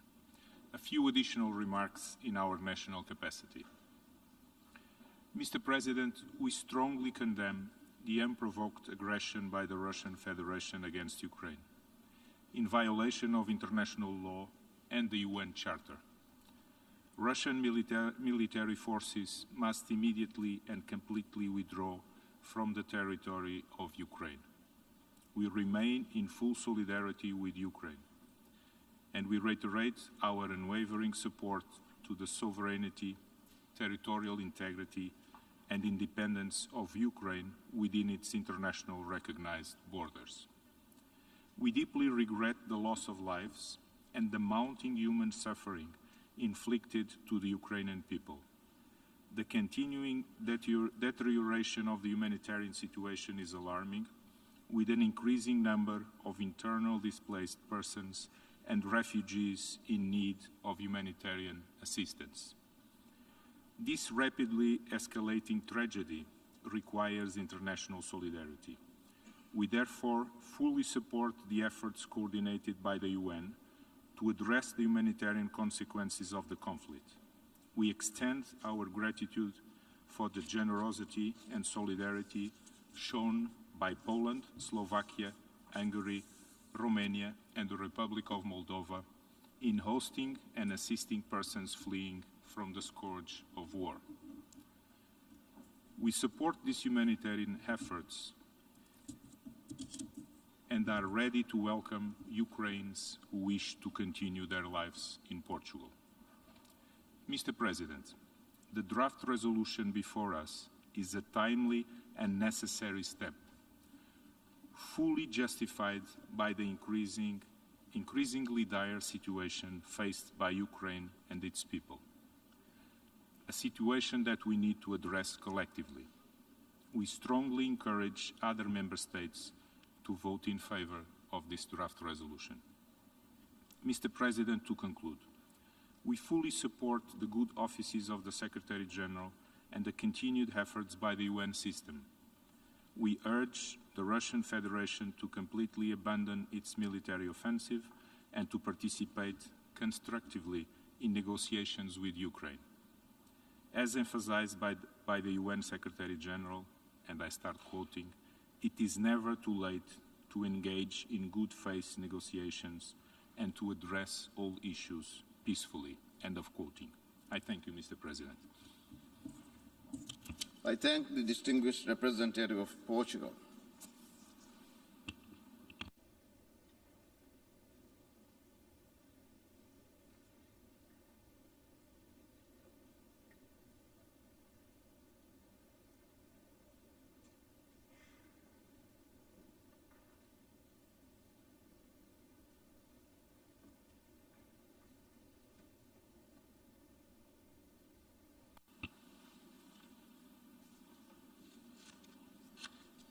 I now give the floor to the representative of Democratic People's Republic of Korea.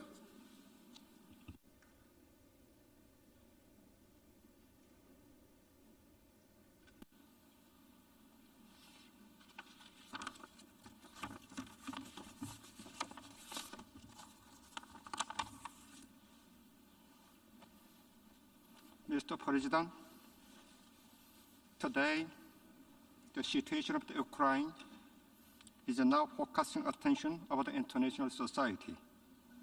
The root cause of the Ukraine crisis totally lies in the hegemonic policy of the United States and the West, which indulge themselves in high-handedness and arbitrariness toward other countries. The United States and the West have systematically undermined security environment in Europe by ignoring reasonable and just demands of the Russian Federation for legal guarantee for security, while pursuing NATO's eastward expansion and more bluntly attempting to deploy attack weapon system. We clearly remember how Iraq, Afghanistan, Libya's sovereignty and territorial integrity were violated by United States and West in the past under the pretext of international peace and security. It is absurd for United States and West that have devastated Iraq, Afghanistan, and Libya to mention the respects of sovereignty and territorial integrity of a situation of the Ukraine. That does not stand to reason at all. It is characteristic of the current international order that seeds of discord are sown in every region and country where United States interfere, thus the relation between countries are deteriorating. Greatest danger the world faces now is the high-handedness and arbitrariness by United States and its followers that were shaking international peace and stability at the basis. The reality proved clearly once again the peace would never settle on the world at any time as long as there remains unilateral and double-dealing policy of the United States which threatening peace and security of a sovereign state. I thank you, Mr. President. I thank the distinguished representative of the Democratic People's Republic of Korea.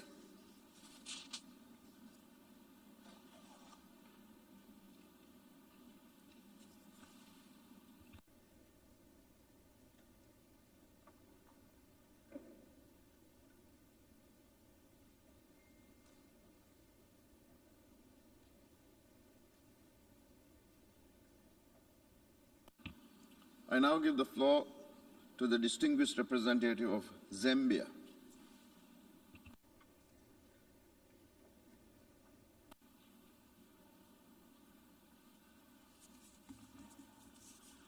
Mr. President, Excellencies, distinguished guests, the government of the Republic of Zambia notes with grave concern the deteriorating situation in Ukraine and calls for an immediate cessation of hostilities between the two parties.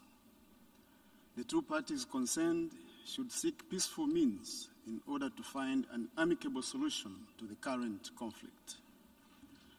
As a peace-loving nation and an advocate of non-violent means for resolving conflict, Zambia joins the international community in calling for a peaceful resolution and diplomatic dialogue on the situation in Ukraine.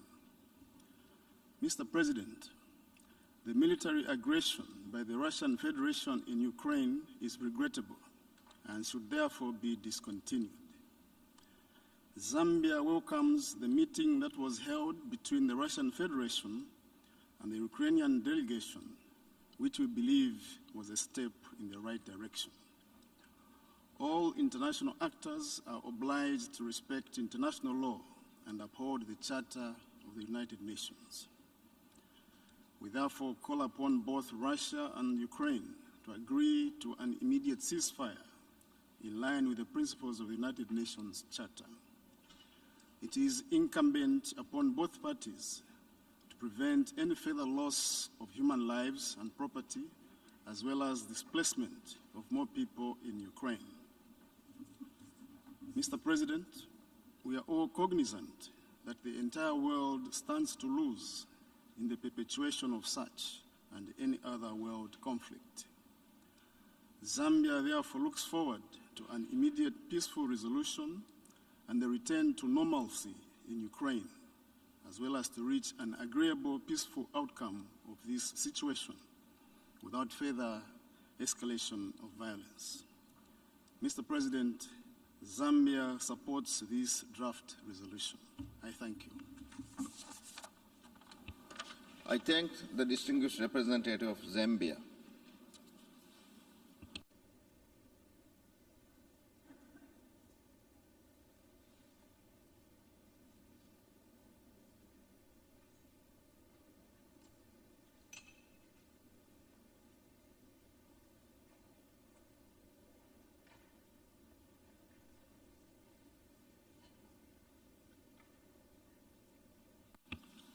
I now give the floor to the distinguished representative of Bangladesh.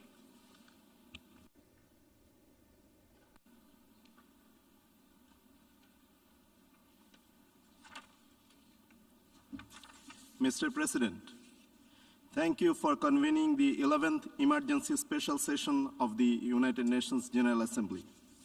Bangladesh expresses grave concern at the situation in Ukraine and calls for immediate cessation of the ongoing hostilities and military operations in the Ukrainian territory. We believe that the obligations stipulated in the Charter of the United Nations regarding prohibition of use of force, respect for sovereignty and territorial integrity, and peaceful settlement of international disputes must be complied with in all circumstances without exception. Bangladesh therefore urges for restraint by all parties and to immediately resume diplomatic efforts and dialogue in order to settle all disputes by peaceful means and refrain from taking any action that may endanger international peace and security. Bangladesh expresses its full support and confidence in the good offices of the Secretary General of the United Nations and calls upon him to undertake all efforts to initiate dialogue with a view to ending the hostilities and military operations in Ukraine. Bangladesh is deeply concerned at the sufferings of innocent civilians and urges the parties to ensure access for safe delivery of humanitarian assistances to the people in need and safe passage to civilians, including foreign nationals fleeing conflict in Ukraine. I thank you, Mr. President. I thank the distinguished representative of Bangladesh.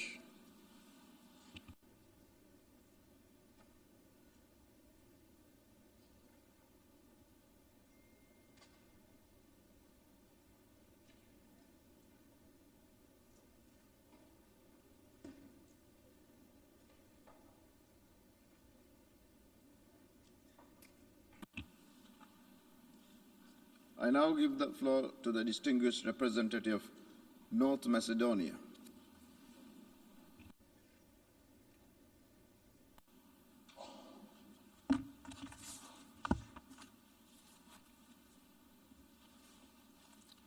Mr. President, Excellencies, colleagues. At the outset, allow me to reiterate and to reaffirm again that North Macedonia supports the independence, sovereignty, the territorial integrity of Ukraine within its international recognized borders. North Macedonia aligns itself with the EU statement delivered earlier on this emergency special session of the United Nations General Assembly. In my national capacity, I would like to add the following. Unprovoked Russian aggression against Ukraine is a blatant violation of international law and all principles enshrined in the Charter, and above all, the values of humanity. Hearing the sirens of war in this day and age in the heart of Europe is still hard to believe. The invasion of Ukraine by Russia is an attack on the territorial integrity and sovereignty of a member state of the United Nations. It presents a flagrant violation of the basic principles of international law, a blow to the democratic and rule-based international order. North Macedonia strongly condemns the decision of Moscow to opt for the path of war, which is a clear act of aggression against an independent country. This is violent display of power, which curtail our joint efforts to find a peaceful solution to the crisis that seriously threatens the peace and stability in Europe and beyond. The military action of Russia against Ukraine is causing loss of life and devastating damage of civilian infrastructure. North Macedonia particularly expressed grave concern about announcement by Russia of its readiness to raise the nuclear alert level. For decades, we have been investing in peace and prosperity. No one should abuse the foundation of the United Nations system. We call on the Russian Federation to stop the invasion and to refrain from further military actions. We call for immediate restoration of peace in order to give headway to diplomatic engagement. Mr. President, this is not the first time, and once again, due to the decisions of the Russian Federation, we are facing a narrative built on the ruins of the past and its negative legacies, disrupting the freedom, values, and the gains of the modern, democratic, and civilized world. By itself, this is also a direct violation of human rights and an attack on the foundation of peace and prosperity, which we have invested in for decades now. North Macedonia condemns all violation of human rights. We join others in expressing grave concern for the reports which confirms attacks on civilian facilities such as kindergartens, schools, and hospitals, including daily reports of civilian casualties, among them children, women, and the elderly. On one of the last sessions of the United Nations Security Council, the Russian Federation stated they cannot stay indifferent when the basic human right to life of Russian citizens is endangered, in jeopardy. Right now, the question is, how about the right of life to life of others? There is no and cannot be supremacy over this right. That's universal for all persons. The free world is watching and is asking the right to life to be fully respected by Russia immediately. Mr. President, today the free world is renouncing the acts of aggression, and we should stand united again against this wrongdoing. Despite numerous calls by the international community for de-escalation, peaceful resolution, and above all reasons, still people of Ukraine feel the real and devastating consequences of war. But not just Ukraine. The whole world is facing the ugly face of war. The Russian Federation has a prime responsibility for this. No matter how disturbing and discouraging the latest developments on the ground are, We should continue to relentlessly work on a diplomatic solution, avoiding further escalation. We need to be persistent in finding a peaceful solution. Dialogue in these moments is critical. We call on the Russian Federation to stop the invasion and to refrain from further military actions. We appreciate the efforts of the Secretary General and the United Nations, which aim to de-escalate the current situation, and we welcome all efforts through the Normandy format, OSCE Trilateral Contact Group, in diffusing tensions. It is also imperative to ensure the safety of the OSCE SMM personnel. As a member of the OSCE Troika, we remain fully engaged in providing support to these efforts and still believe that multilateralism should overcome militarism. For these reasons, amongst the others, we have co-sponsored the draft resolution, and we call all peace-loving states to vote in favor for the resolution as well. We also commend the efforts of the main sponsors in drafting this resolution. In these difficult times, we have to stand by Ukraine and its people, hopeful that reason will prevail. Thank you. I thank the distinguished representative of North Macedonia.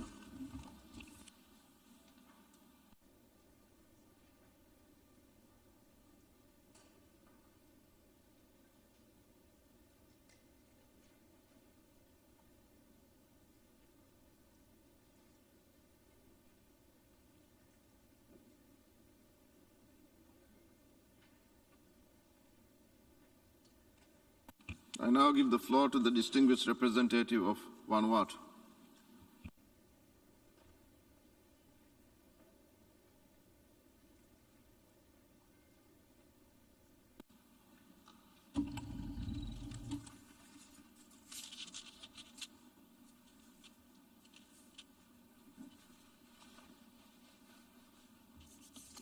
Mr. President, Excellencies, ladies and gentlemen, Vanuatu aligns its statement with a statement made by Fiji as chair of the Pacific Island Forum. Today, we are meeting at a critical time because the UN Security Council did not adopt the resolution on the Ukraine and Russia conflict, and now we are in this special emergency session of the UN General Assembly to discuss the very same matter. The failure of the UN Security Council to adopt the Ukraine-Russia resolution signifies the shortcomings of the body to maintain international peace and security. The UN General Assembly discussion of this matter is important because of its universal membership, and small states like Vanuatu can provide their views on the situation and to also express our solidarity with the peoples and government of Ukraine. As we all know, there were several attempts made in the past for a diplomatic solution. However, this was not possible. As a result, today there is a war between Ukraine and Russia. As we speak, lives are lost, and there is a looming humanitarian crisis. As a small state, Vanuatu does not have a military might, nor nuclear weapons, but Vanuatu believes in the international rule of law and the right to self-determination of peoples and countries.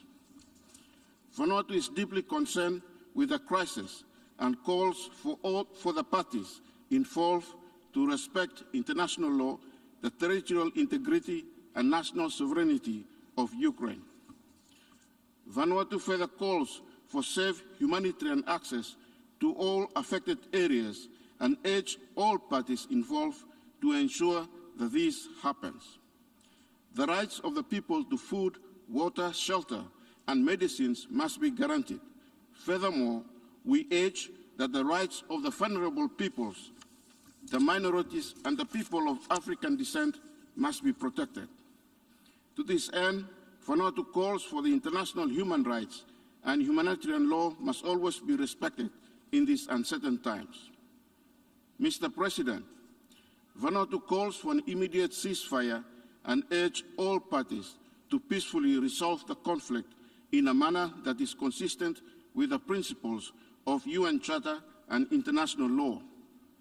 To conclude, For now, we would like to remind all members of the United Nations that we all agreed to abide to the principles and purposes of the UN Charter when we decided to join this important body. This is irrespective of whether one is a small or a large, powerful country. Today, we urgently need to translate these ideals into practice to ensure that international peace and security is guaranteed for all. I thank you for your attention. I thank the distinguished representative of Vanuatu.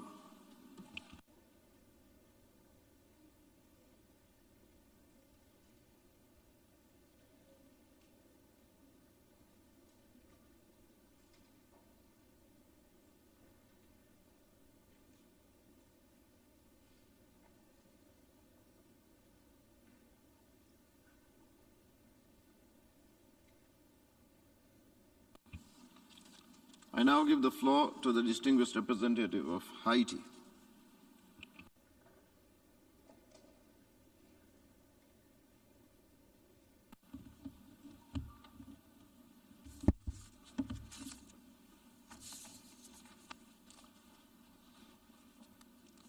Monsieur le Président, Mr. Monsieur le President, Secrétaire Général, Distinguished Secretary Excellences, General, Mesdames, Messieurs, Excellencies, ladies and gentlemen, l'un des objectifs principaux one of the primary de l'Organisation des purposes Nations Unies, of the c'est de United maintenir la paix Nations is et to la sécurité dans le maintain monde, international tout en peace and développant les security relations amicales entre while les developing nations. friendly relations among Ce noble nations. objectif s'avère This d'une noble importance goal capitale, non seulement is pour notre of monde particular actuel, importance not mais aussi just pour for les our générations world, futures. but also for future C'est pourquoi generations. nous devons tout mettre en And that œuvre is why pour we le must do préserver everything et possible s'il y to a lieu preserve de le renforcer. it and, À if cet need égard, be, to la bolster douloureuse et tragique these friendly situation qui se relations. développe en Ukraine On that score, the par painful suite and de tragic l'invasion situation unfolding injustifiée in de ce Ukraine pays following the par la Fédération unjustified de Russie invasion of est that country by the extrêmement Russian préoccupante. Federation is Il s'agit extremely d'une menace worrisome. très grave à la This is paix, a very à la serious sécurité threat et à la stabilité mondiale. to global peace, C'est security, le moment and pour nous de stability. travailler ensemble afin d'éviter We une must all work escalade together to dangereuse avoid de a ce conflit dangerous armé. escalation of this armed Particulièrement conflict, après la décision de Moscou particularly d'augmenter after le the niveau de decision préparation by de ses Moscow forces nucléaires. to set its Nous nuclear félicitons le forces on secrétaire alert. général pour les efforts qu'il We déploie en ce congratulate the sens. Secretary General for his efforts. La République d'Haïti a The voulu Republic ajouter of sa voix Haiti aux appels wanted lancés to à add travers le its monde voice pour un arrêt des to hostilités appeals et la worldwide recherche d'une solution calling for à a ce conflit cessation of par la voie hostilities diplomatique. and the search Ainsi, for a solution to dans this sa conflict déclaration through émise le diplomatic 23 means. février In 2022, a statement issued on the le 23rd of gouvernement February haïtien exhorte les 2022, parties concernées the government of à Haiti agir avec urged the retenue parties concerned et éviter de to act with s'engager dans des restraint actions and susceptibles to avoid de becoming déstabiliser la embroiled in région, actions which menacer might la paix et destabilize the affecter le region, commerce threaten mondial. peace, and Il impact lance un global appel trade. pour que les efforts diplomatiques We are appealing s'intensifient for en faveur de la further solution diplomatic pacifique efforts et au towards a respect peaceful de la solution souveraineté and et de respect for the l'intégrité sovereignty territoriale and de territorial l'Ukraine. integrity of Ukraine. Il réaffirme son attachement aux My country normes et reaffirms its principes du droit commitment to international the norms and et au principles of respect de la international Charte law des and to Nations respect Unies, for the United selon Nations le Charter. seul capable de garantir la These paix alone et la sécurité can mondiale. guarantee global peace and security. La République d'Haïti encourage également The la Republic of poursuite des Haiti pourparlers also déjà encourages entamés en further talks Biélorussie which have entre already les begun in délégations russes Belarus et between the ukrainiennes. Russian and Ukrainian delegations. Monsieur le Président,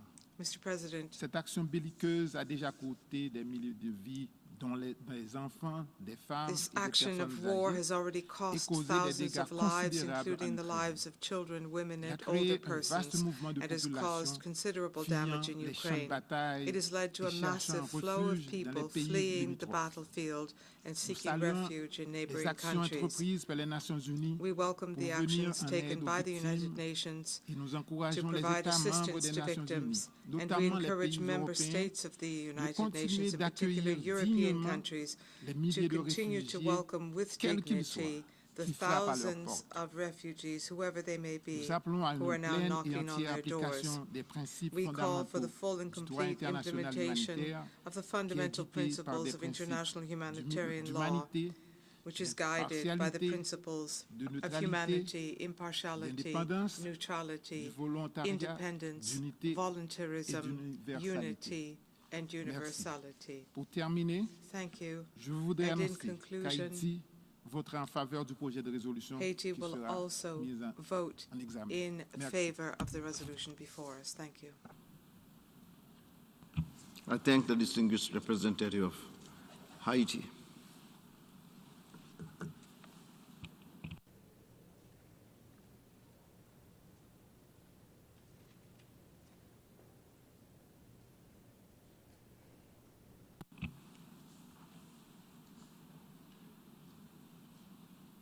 I now give the floor to the distinguished representative of Tonga.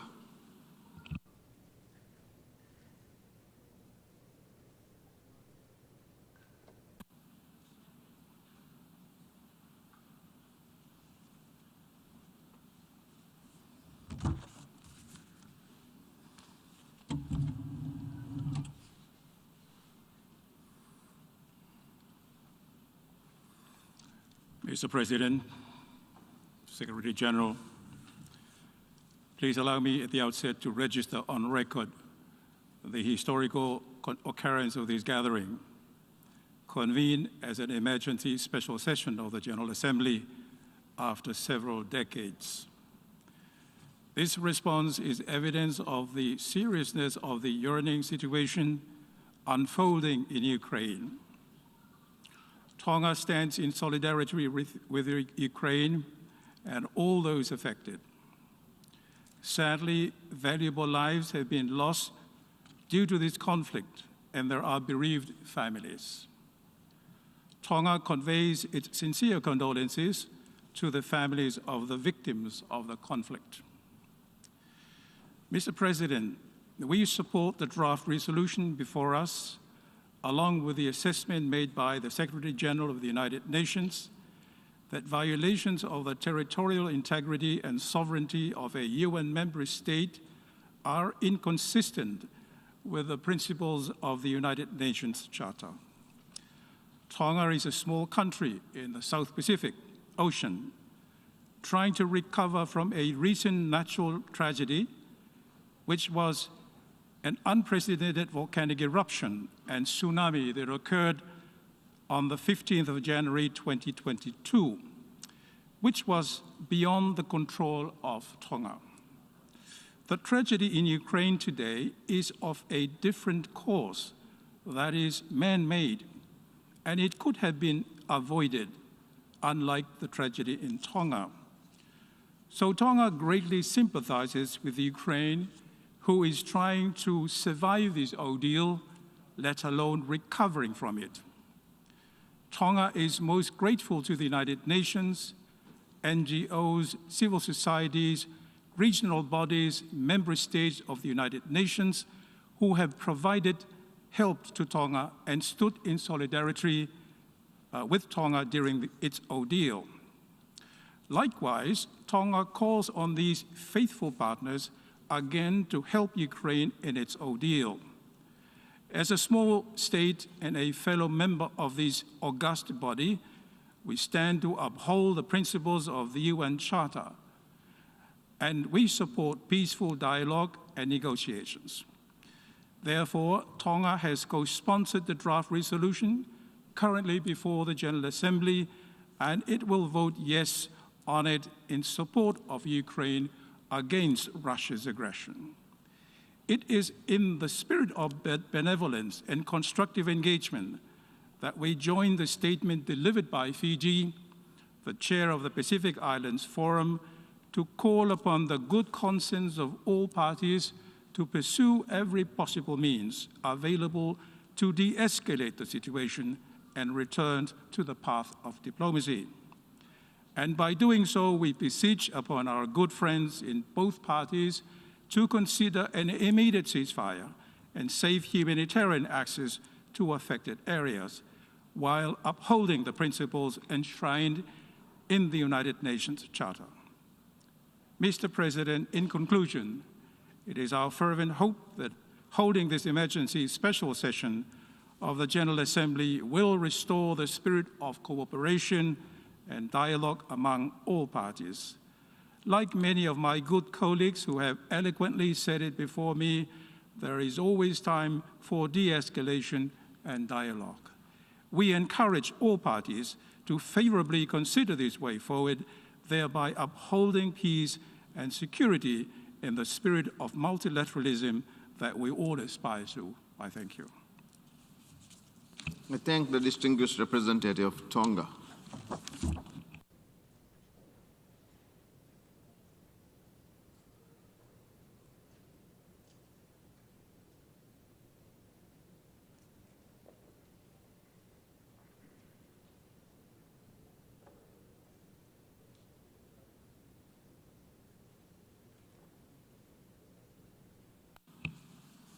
I now give the floor to the representative of Democratic Republic of the Congo.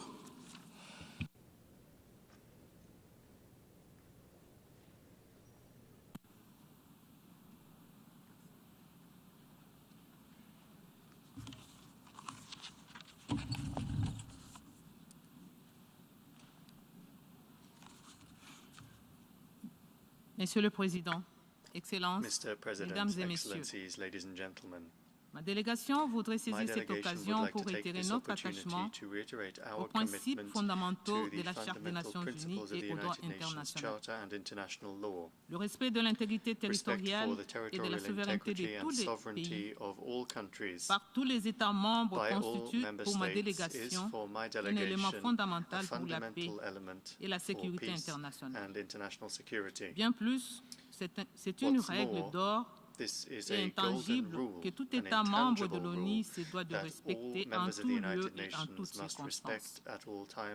Au vu de sa propre expérience vécue, la République démocratique du Congo ne peut ni directement ni indirectement cautionner la violation de la souveraineté et de l'intégrité territoriale de n'importe quel État membre en général et de l'Ukraine en particulier. Ce sont ces principes qui guide l'action de son Excellence, Monsieur le Président de la République. Son Excellence Félix Antoine Tshisekedi Tshilombo, dans son déploiement diplomatique dans le concert des Nations. En vertu des principes consacrés par la Charte des Nations Unies, de résoudre le conflit par des moyens pacifiques, nous saluons tous les efforts visant à encourager le dialogue et à ouvrir la voie aux négociations diplomatiques afin d'aboutir à une solution pacifique à l'avantage de deux parties dont le peuple, par surcroît, partage de liens étroits. La voie de la désescalade et le choix de la diplomatie demeurent donc et encore une alternative importante à explorer. Ma délégation reste préoccupée par cette situation dont les répercussions incalculables peuvent déstabiliser le fragile équilibre dans la région de l'Europe orientale et même au-delà. Nous devons voir les conséquences humanitaires et économiques qui pourraient s'ensuivre. Nous saluons la solidarité internationale qui a permis aux pays limitrophes de l'Ukraine d'ouvrir leurs frontières pour accueillir toutes les personnes déplacées et leur apporter l'assistance nécessaire. En même temps, nous souhaitons que cette expression d'empathie à l'endroit des déplacés s'efface sans discrimination. Voilà pourquoi ma délégation soutient l'appel du secrétaire général des Nations Unies pour donner une chance à la paix. Nous joignons notre voix à celle de toute la communauté internationale représentée dans cette salle pour appeler à la paix et demander aux deux parties de rejoindre la table de négociation. Je vous remercie. I thank the distinguished representative of the Democratic Republic of the Congo.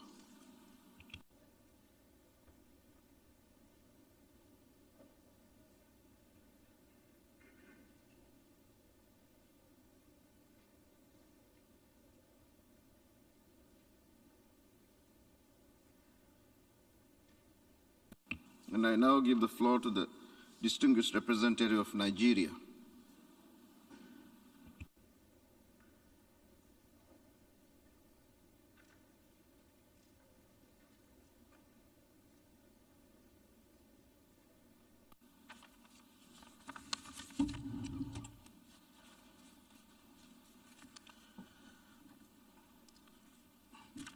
Mr. President of the General Assembly, Your Excellencies, distinguished delegates, I have the honor to speak on behalf of my country, Nigeria. When this statement was prepared a week ago, the situation in Ukraine had not deteriorated into a war. We are just going to comment on the issue of the temporarily occupied territories of Ukraine and urge de-escalation. It is, however, a sad development that we're in the current position we're in. Nigeria believes that the violations of international law and the UN Charter as regards Ukraine or any other similar situation should be an issue of great concern to the feuding parties as well as to all members of the United Nations. Also, as consistent with international law, we believe that borders of countries are sacrosanct and their sanctity must be always upheld. This is a fundamental issue that there should be no derogation from. We believe that a rules-based world order is essential for our common security. The violation of Ukraine's sovereignty and territorial integrity or of any other nation, including any illegal occupation and annexation, is unacceptable. The invasion of Ukraine has implications for all of us, but more importantly, the people of Ukraine. The loss of human life, as well as the wanton destruction of life and properties, worries us.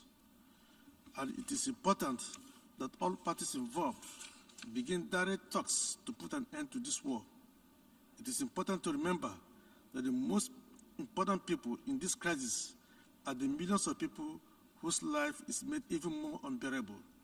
All parties have responsibility to protect the civilian population, and it is important that this is prioritized.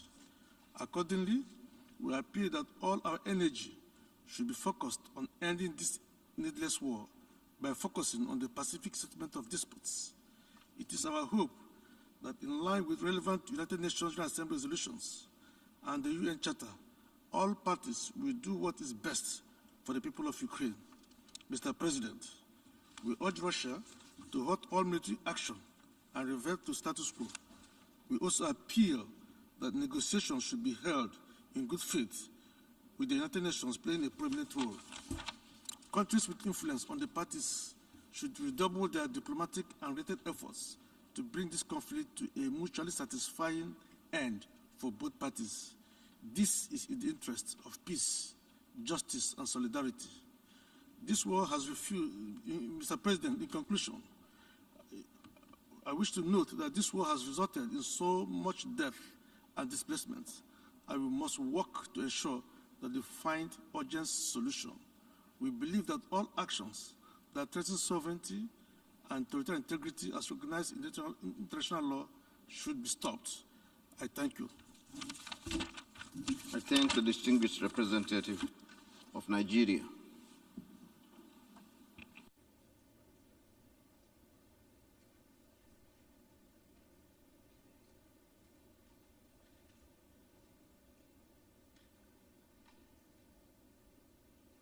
I now give the floor to the distinguished representative of Mauritius.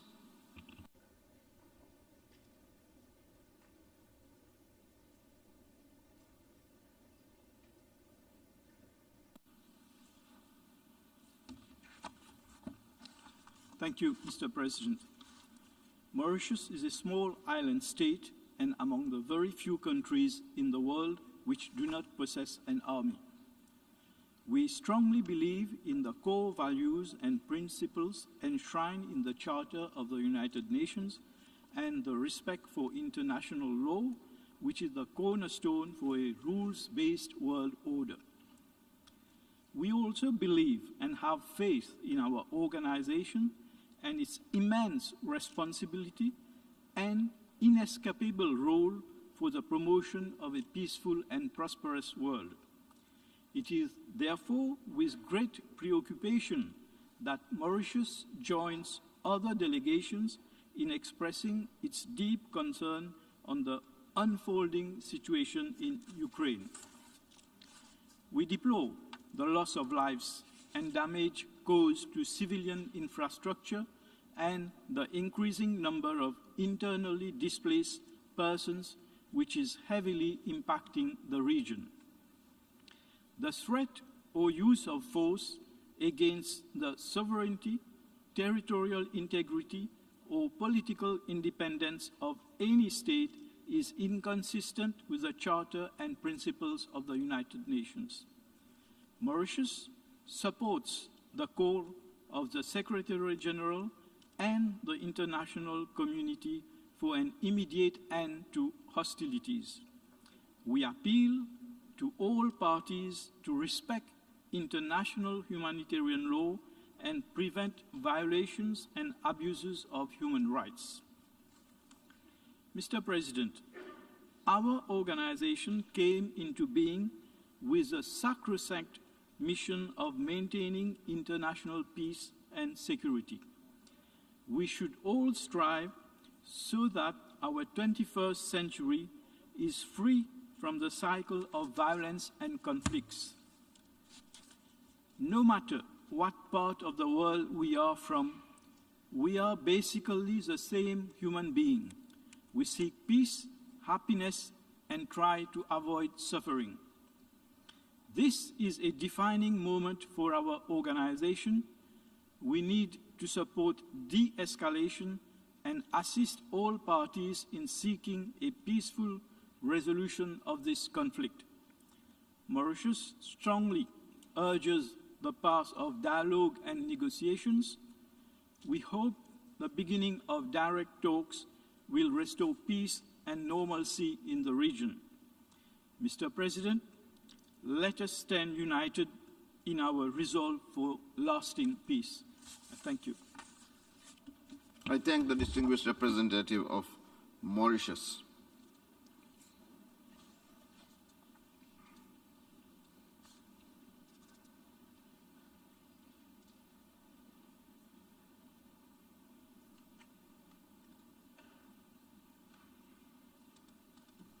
I now give the floor to the distinguished representative of Tunisia.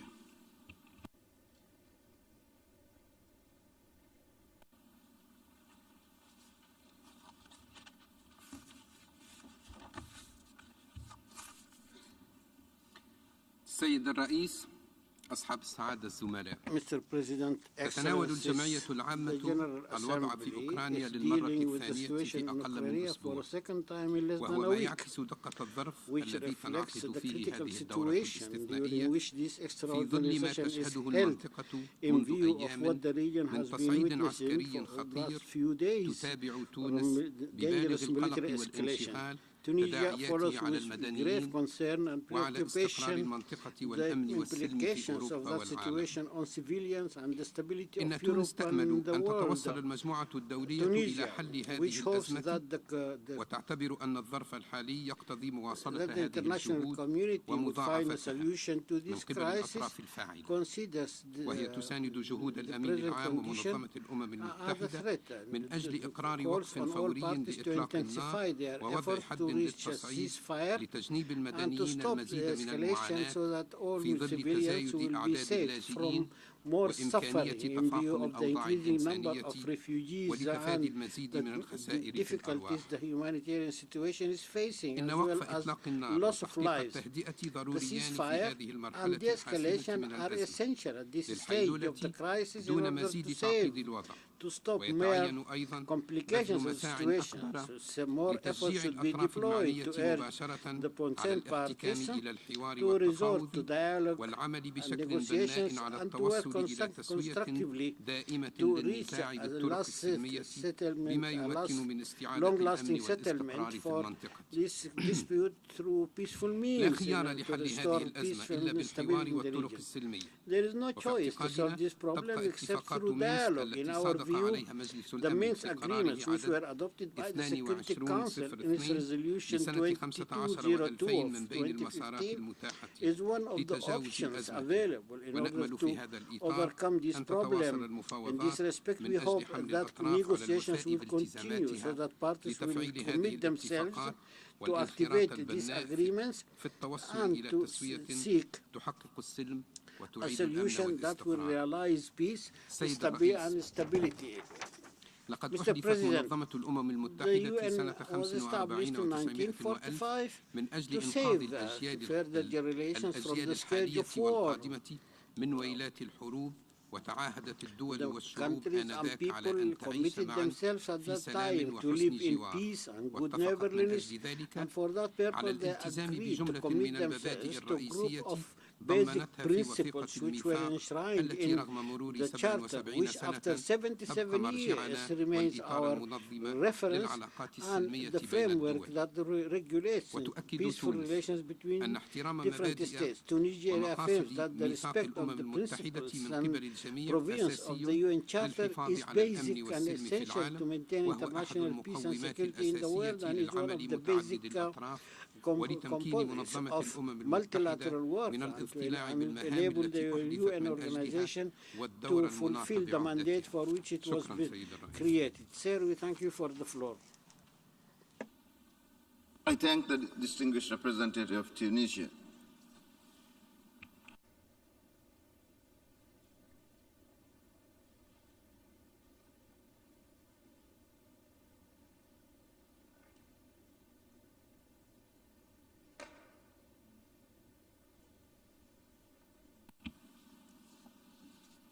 I now give the floor to the distinguished representative of Qatar.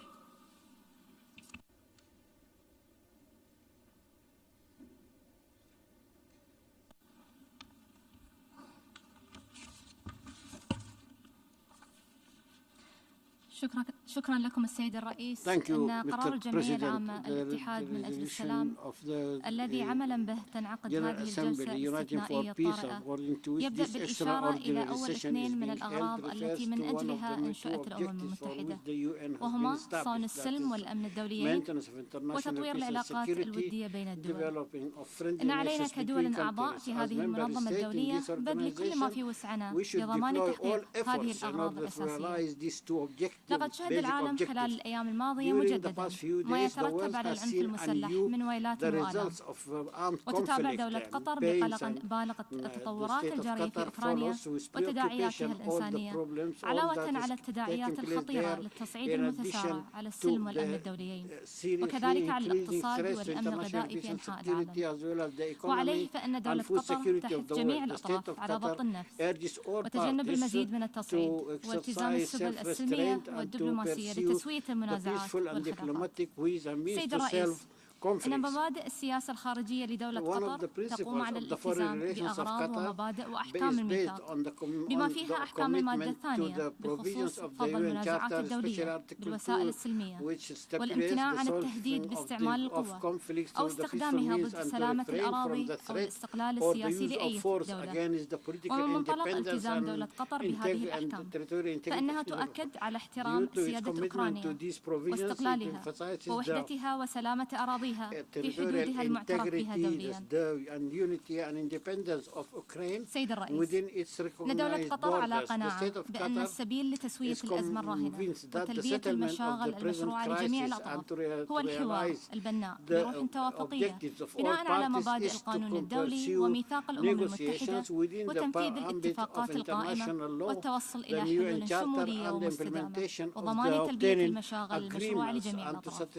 واختام السيد الرئيس تدعو دولة قطر جميع الأطراف إلى الامتثال لالتزاماتها بموجب القانون الدولي والقانون الدولي لحقوق الإنسان والقانون الإنساني الدولي وتيسير الوصول السريع والآمن ودون عوائق للمساعدات الإنسانية إلى المحتاجين وحماية المدنيين والمرافق المدنية والعاملين في المجال الطبي والإنساني كما تشدد على ضرورة إبقاء الحالة الإنسانية للمتأثرين بالعنف والنازحين واللاجئين كأولوية قصوى وتقديم المساعدة اللازمة مع الالتزام بالمبادئ الدولية لتقديم المساعدة الإنسانية. وشكرا لكم السيد الرئيس.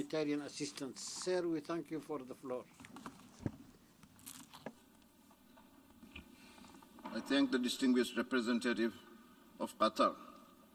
We have heard the last speaker in the debate on this item for this meeting. We will hear the remaining speakers tomorrow morning in this hall at 10 a.m., followed by action on the draft resolution submitted under this item. The meeting is adjourned.